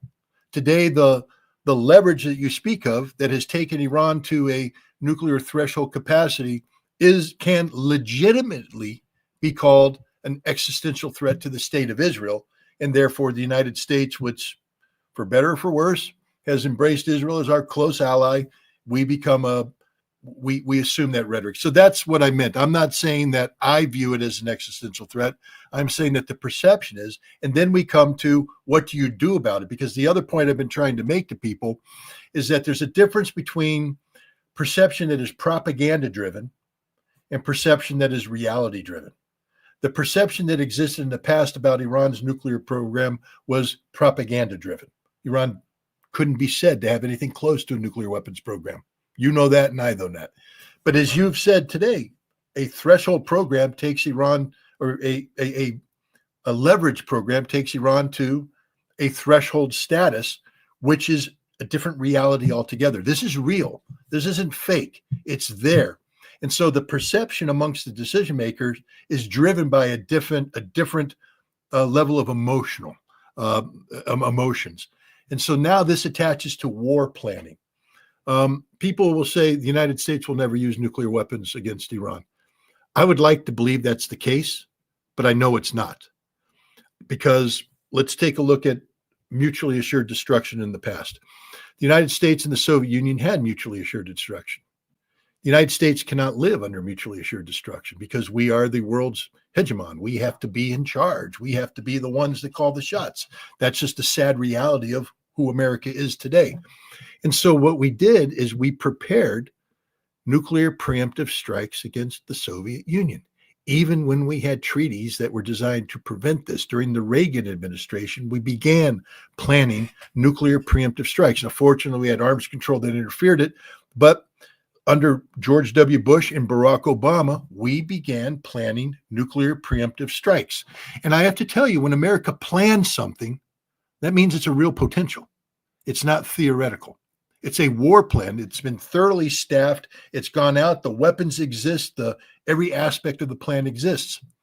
And we have a plan that people believe, if used preemptively, could eliminate the vast majority of the things that you have talked about. I can't say that it would. I hope we never find out. But I bring it up not as a threat to Iran, but it's just a statement of the reality of the danger of the situation we face today. This is a horrifically dangerous situation brought solely upon by the irresponsible policies of the United States. But, you know, when we all have dealt with irresponsible people, and sometimes the best way for when somebody's misbehaving is to provide them an off-ramp. To provide an off-ramp. Don't let the misbehavior manifest itself until it explodes into violence, but provide an off-ramp. And negotiations are the off-ramp. And I agree with you. The negotiations have to be done in a way that is respectful of Iran's sovereignty, respectful of Iran's dignity, and respectful of Iran's legitimate needs and requirements. And the nuclear program is a legitimate need. I don't think any responsible person would say Iran needs to get rid of the totality of its nuclear program. That may be Steve Witkoff's opening gambit. I think it'll be shot down immediately, and he will immediately fall back to plan B, which I think is going to be about eliminating the leverage that you speak of. I think that's what the United States is going to be focused on, eliminating the leverage so that the perception of an existential threat can be made null and void. But I just wanted to put that out there because, again, I shouldn't be this. I'm 63 years old. I'm an adult. I've done enough of my life that I don't have to worry about impressing anybody. But I have an ego. And because I actually believe that I'm doing the right thing for Iran, not for Iran, but for humanity by trying to prevent a war, I get somewhat bruised when I hear people accuse me of being an agent of America, an agent of Israel, or somehow being anti-Iran. And so that's why I wanted to just take the extra time to put this in perspective, especially when you say it, because you know, we've never met personally, but we've met, you know, this, and I view you as a friend. I admire you. I admire your work. But I never said that. I have never said that. Never. No, I never said anything against What you. my concern was that you felt maybe you felt that I was a little too harsh in my tweet, or that somehow it could be. So I wanted to make sure that you knew that there's a background to what I do. Sometimes it's a little rough and all that, but it's never meant to be insulting to you or the Iranian people.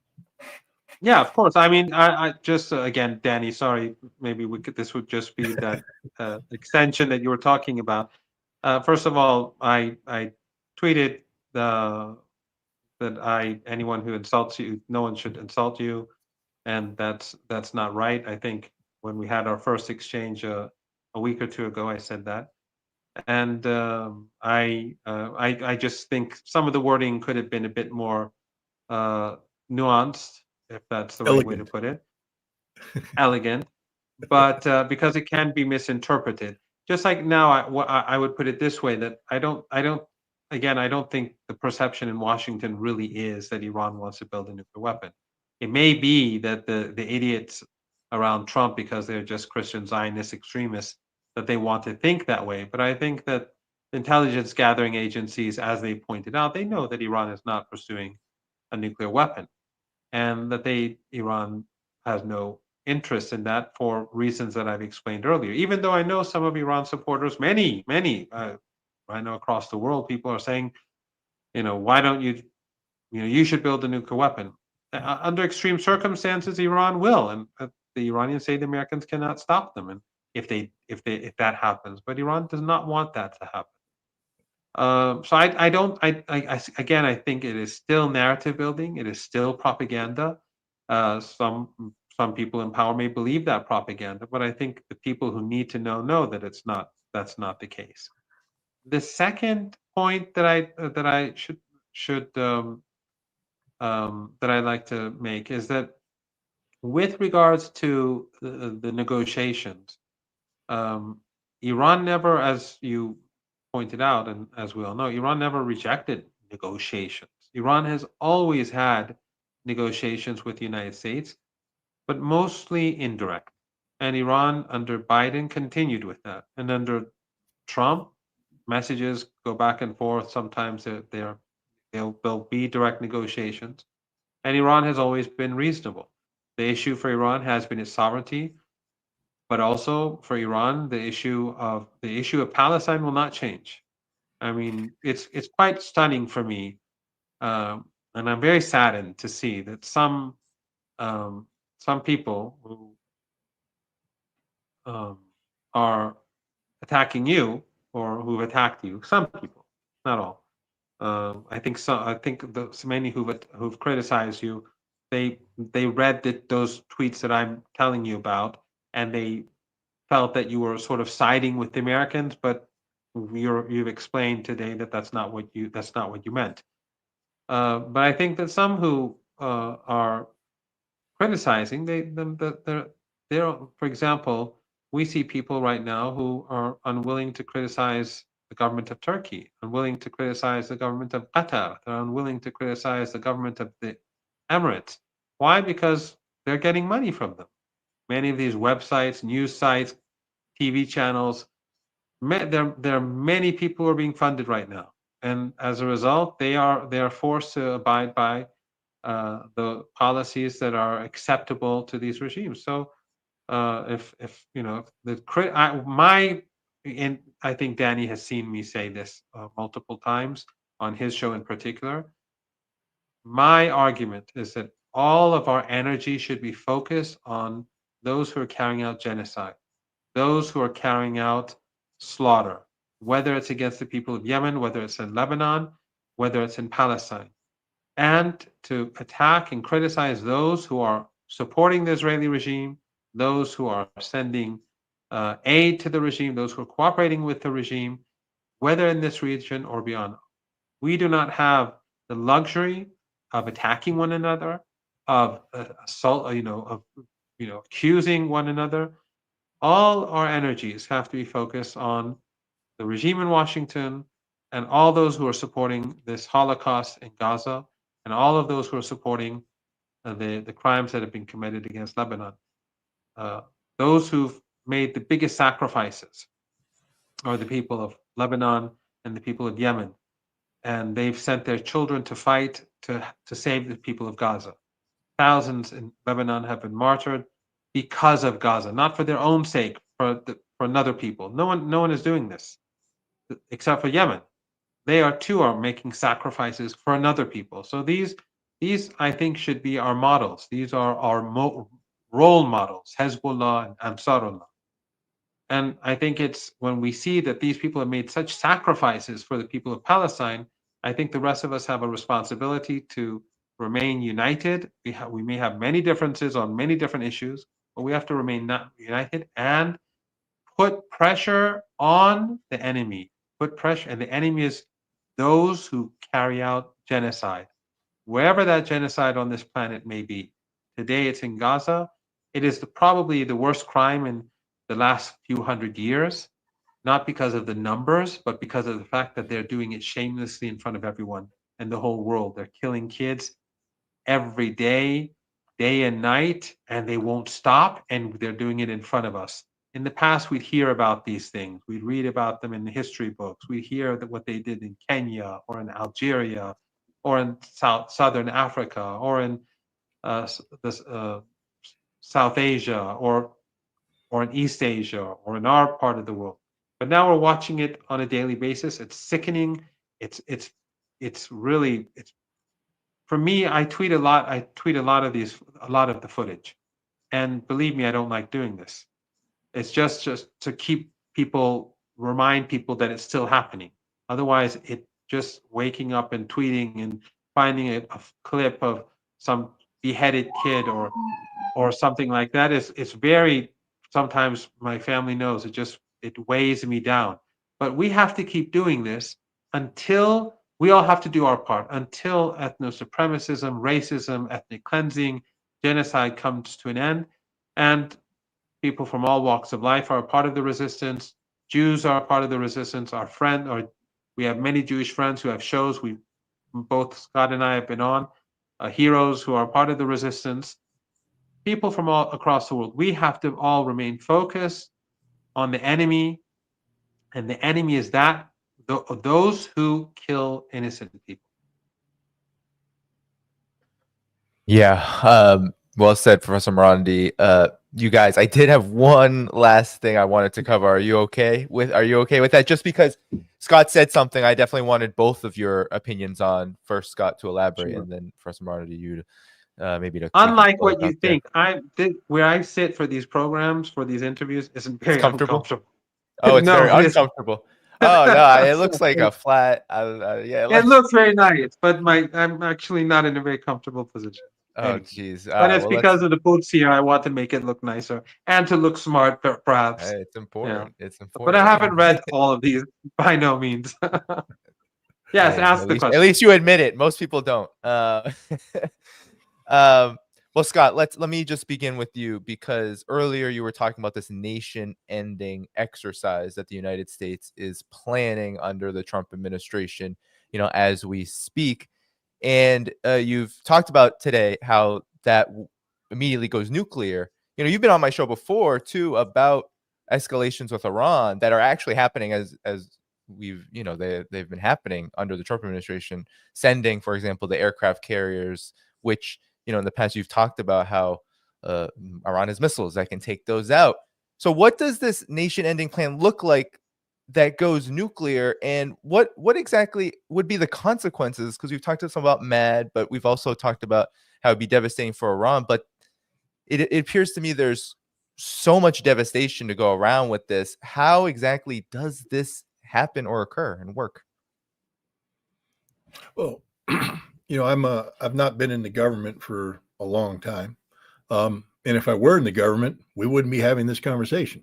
So it'd be a lot of speculation that goes into us. But let me just say, let me paint the picture of the thinking that's behind this. The first problem that will be put up there is, how do we rapidly eliminate Iran's nuclear infrastructure?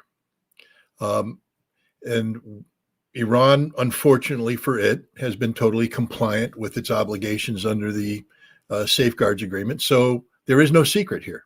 We know where Iran's programs are. Inspectors go there. And I'm pretty sure Iran understands that these inspectors are debriefed in detail by foreign intelligence who are looking for weaknesses. Now, the IAEA can pretend that it doesn't happen. And I'm not saying that I know that it happens. I'm saying that I know what happens. I'm sure it happens. Yeah. Yeah. I mean, absolutely.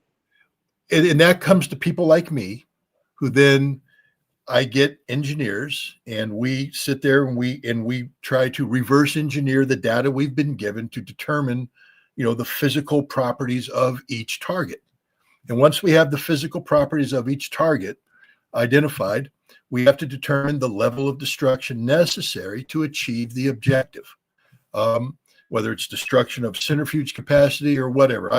Again, I'm just saying that that's what needs to happen. We identify the physical properties of the structure, the level of destruction necessary, and then we match a weapon to that.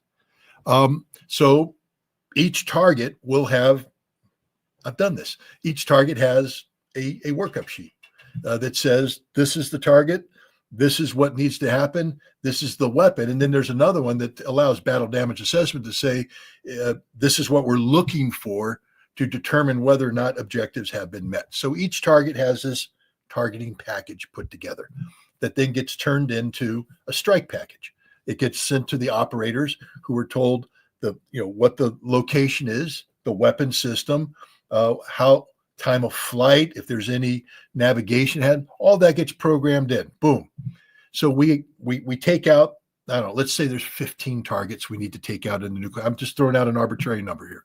15 targets. So we've done that. Now we have to take the next step. If we do this, what is Iran's response? And Iran has promised a devastating response. So we then say, what do we need to do to interdict to the extent possible Iran's ability to carry out this response? And so we go back to intelligence, and we know Iran has these underground cities. So we scour the intelligence to look at potential construction to find out where it is. We then, again, build up a model of the facility, what we think is going on inside the facility. We are actively collecting intelligence. Again, Professor Marandi knows this. Intelligence organizations are trying to speak to your engineers, to people who work there, to people who may have been providing construction assistance, and to build up this capability so we have an understanding. And each one of these then is assigned a weapon capable of achieving the objective. Then the next thing is, if we're going to do this, then what is our goal and intention with the government of Iran? I believe that the United States, unless Donald Trump has issued orders to Tulsi Gabbard, and I hope he has, to terminate our regime change plans, the CIA has been working, and Professor Marandi, you know this. You know what happened in the summer of 2023. You know what the CIA did. You know what British intelligence did. They are working with groups to bring down the theocracy, the government of the Islamic Republic. And so we have that. We know, I'll give you an example of the thinking. Desert Fox was the American attack on Iraq in December of 1998. Ostensibly, it was supposed to be a strike to remove Iraq's weapons of mass destruction capability. But a major component of the strikes were the suppression of Iraqi security and an intelligence effort to recruit Iraqi generals who would then, their facility would not be struck. Those soldiers would then march on Baghdad to remove Saddam Hussein. It was a regime change exercise. Everything we do is a regime change exercise. Everything we do. So I believe that if we were to strike Iran, it would become a regime change exercise, which means then we incorporate the targets that are involved with communications, security, government services, and the government itself, a decapitation exercise. This will be complicated by reality. But again, Professor Marandi, I'm not making this up. You know how Haniyeh was killed. And you know what tool was used, a drone that was not launched from outside of Iran, but a drone that was launched from inside Iran. There is capability embedded in Iran that is designed to achieve regime change. Haniyeh was killed on the day of the presidential inauguration. This was one of the most deeply insulting things that Israel has done. It's murder, but it's also meant to be an insult, but it's also meant to be a statement of capability and capacity. I'm not threatening Iran. I'm telling you my thinking. And my thinking is that if I were in charge of this campaign, I would initiate the campaign with drone-level strikes against Iranian leadership to take out as much of the leadership as possible, followed by an immediate attack on Iran's nuclear infrastructure and retaliatory capacity, and then sustained strikes against their communications and their leadership, all the while the CIA and their allies seek to rise the people up against the regime. That's what I mean by nation-ending exercise. This is purely hypothetical on my part, a lot of speculation, but it's based upon the fact that I've done this before against Iraq, and I'm familiar with the thinking that goes into these kinds of strikes. So now people say, oh, you're threatening Iran, you're trying to bully Iran, you're trying to scare Iran. No, you asked me a question.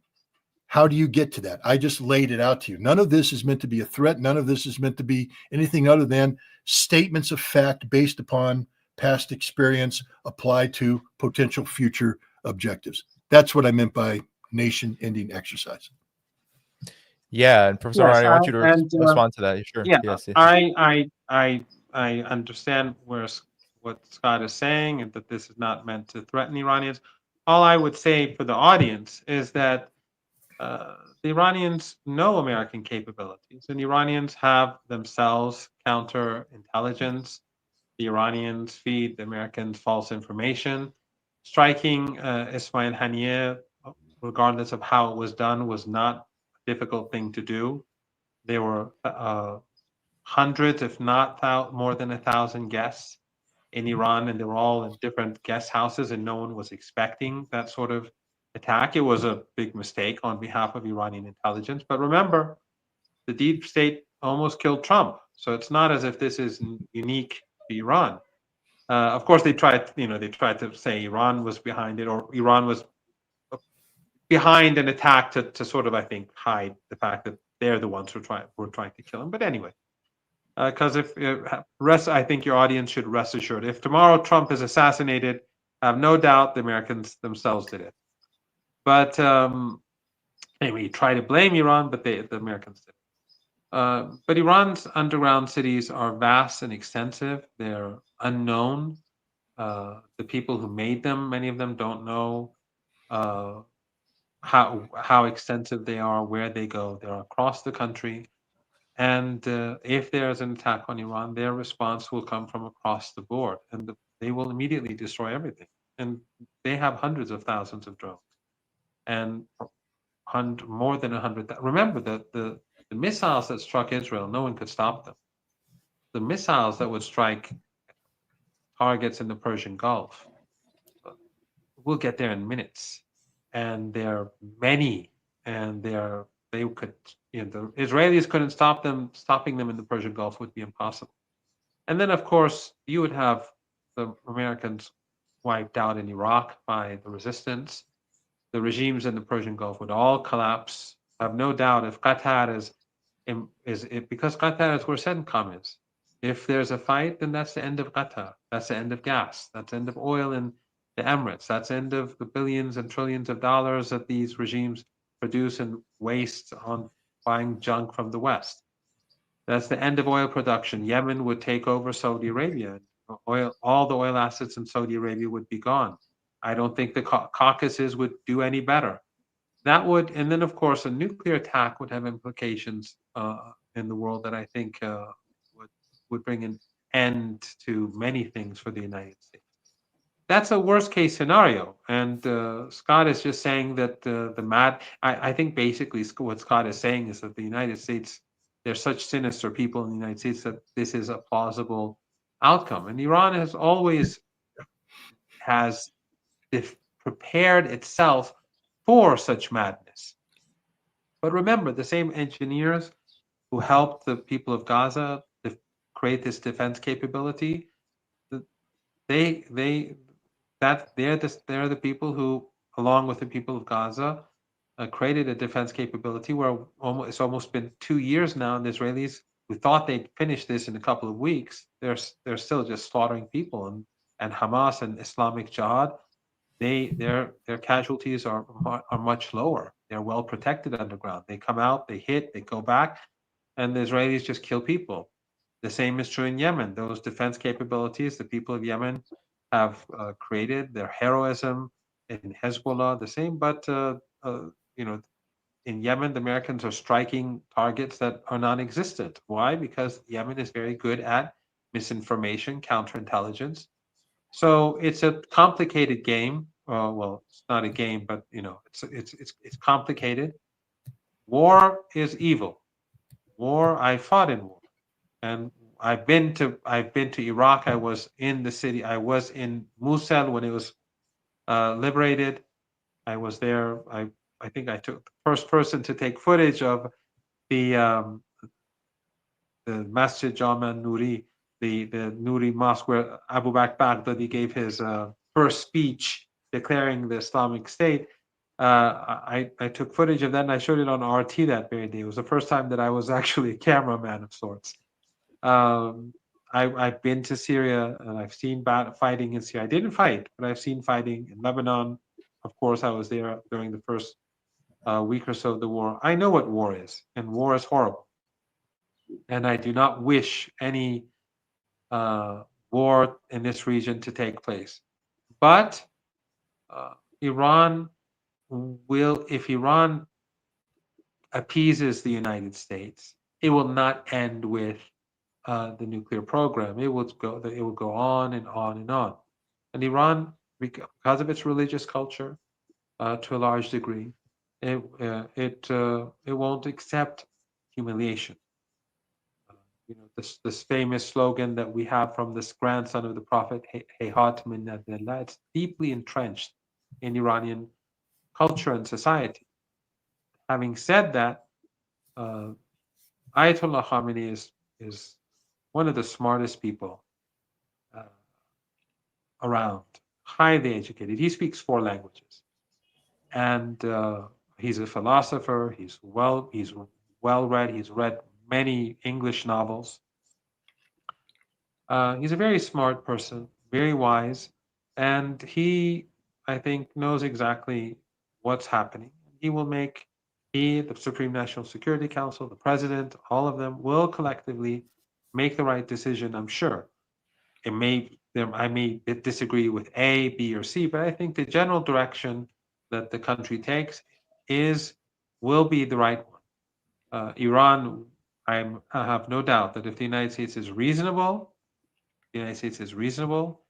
there can be an agreement. But that will not have anything to do with Iran's support for Palestine. It will not have no impact on Iran's support for Yemen. Iran will continue to support the resistance. I'm talking about the nuclear program. If it respects Iran's sovereignty, Iran's rights, if the United States is reasonable, there are ways to solve this. But if the United States is unreasonable, then we will have a big problem and Iran will remain steadfast. I think that Scott is hopefully right, that Witkoff will probably come in and say, you have to do this, that, and then the Iranians will say no. And then Witkoff will have to go to plan B. Hopefully, sane people in the United States, they will have the upper hand, but you know, there are Zionists. And Zionists are not sane, they're not humane, and they are dangerous. So again, my final word is that all of us have to focus on the real enemy. And I mean all the viewers. And that is those who are carrying out genocide, those who are pushing the world towards destruction. I go to China a lot. I've been going to China for many years. The nonsense, the nonsense that they say about the people of China is, and I go to Russia quite often. The nonsense that they say about Russia and China is similar to what they say about Iran. China is a very advanced society. I've just been to Guangzhou a couple of weeks ago, and Chengdu as well. Very sophisticated people going out at night, families going out. They are human beings just like everyone else. And when Vance, the U.S. Vice President, calls them peasants and Cringe. this sort of racism and disgusting racism, it shows that the problem is in the United States, because it's not just Iran, it's not just Russia, it's just everyone, the other. So we have to focus on countering this narrative, and people are waking up. We have to be optimistic. Look at the recent polls about the Israeli regime in the United States. Even the American people, now the majority of them disapprove. And this, I think, is a lot of credit due to those people who are active online in the United States, on the streets, especially young people. And the rest of the world, of course, is far more hostile towards the regime. So I am optimistic about the future, although there is danger ahead, and we must all work together to put pressure on those who are creating danger for the region and the world. Yeah, well said, gentlemen.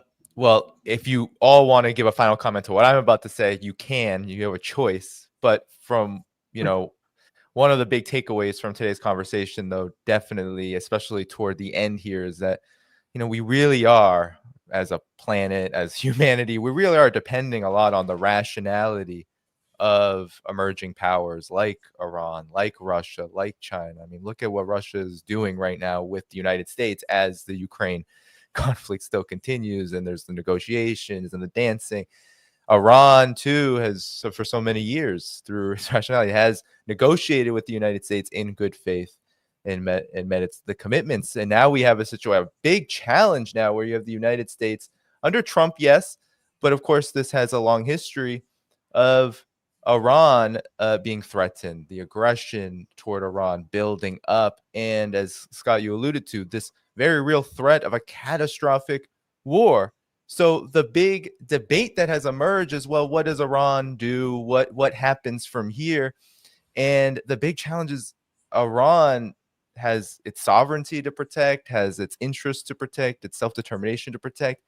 And it's just so hard to imagine how much more can Iran give before it becomes capitulation. And now that is, I think, a very dire question. Yes, Professor Marandi, you're right. Like the United States, yes, this is the source of the issue. And Scott, you've also said this today too. So if you have any final comments, I want to definitely give you both the opportunity to. Well, I'll start, and then Professor Marandi can finish it up because he's far more eloquent. What I'll say is this: peace can be the only outcome here, and if you're not working towards a peaceful outcome, you're the problem, not the solution.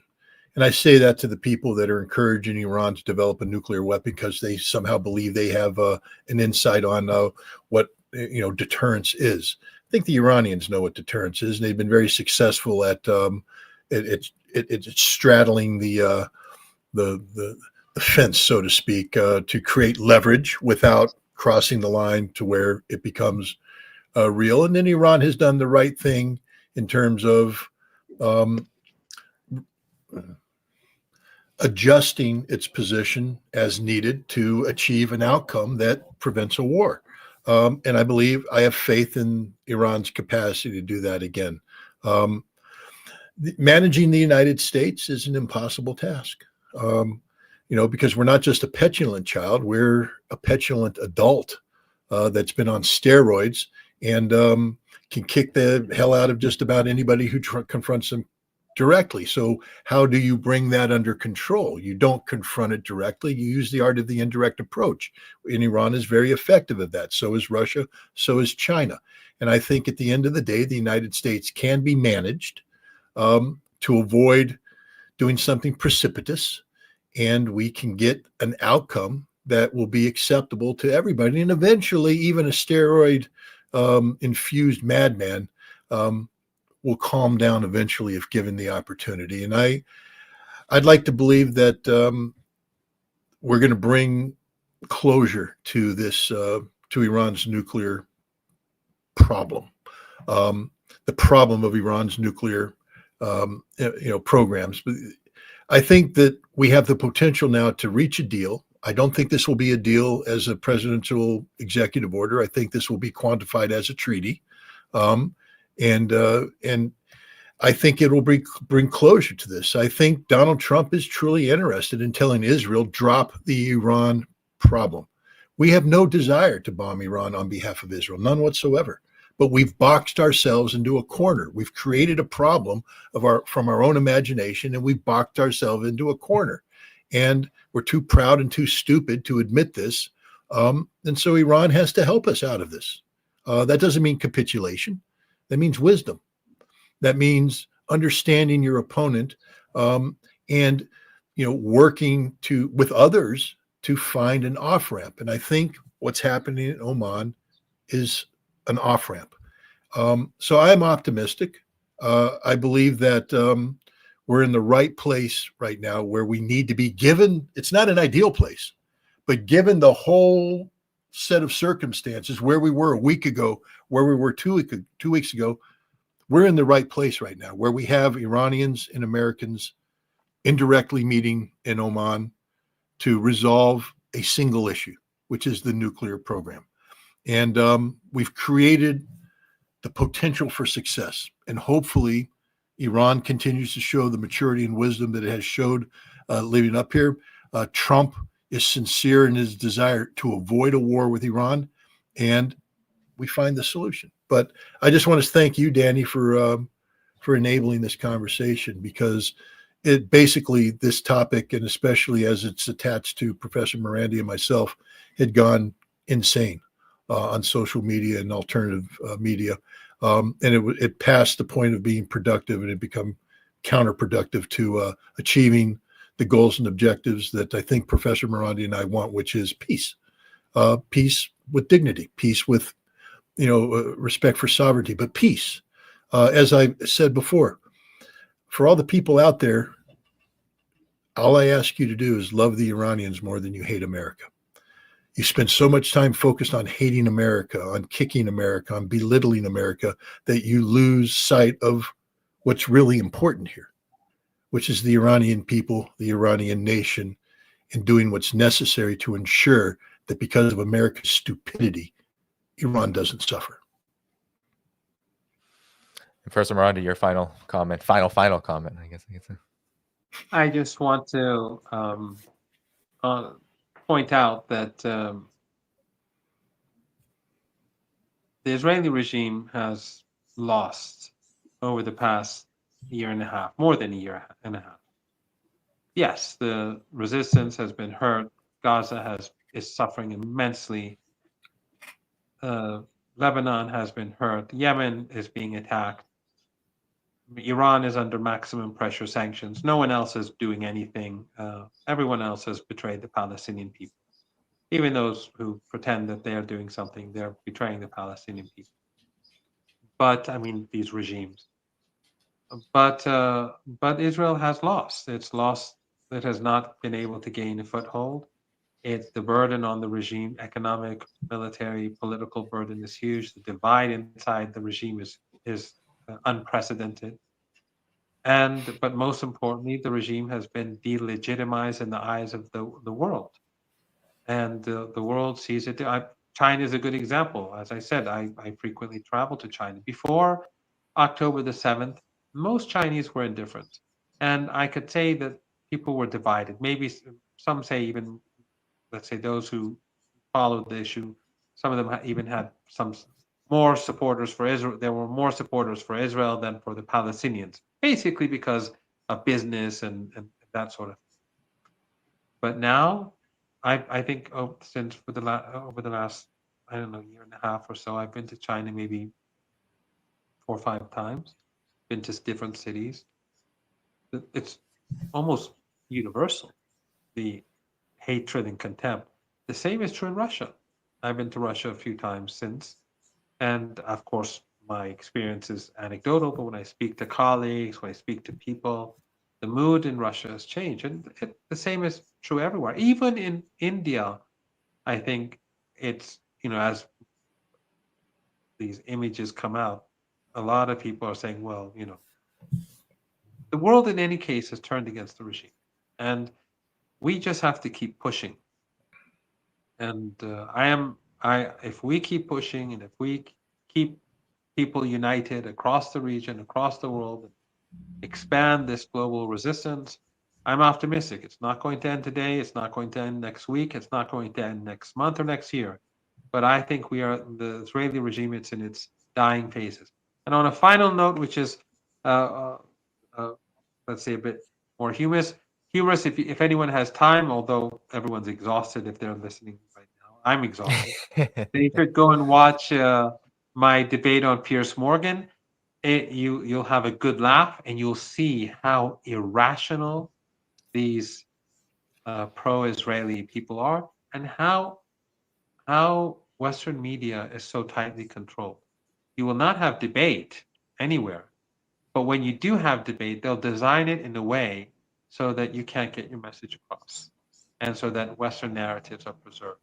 So we therefore have to, I think your viewers should watch it whenever they have time for a good laugh, but also it just shows that we have to be more active.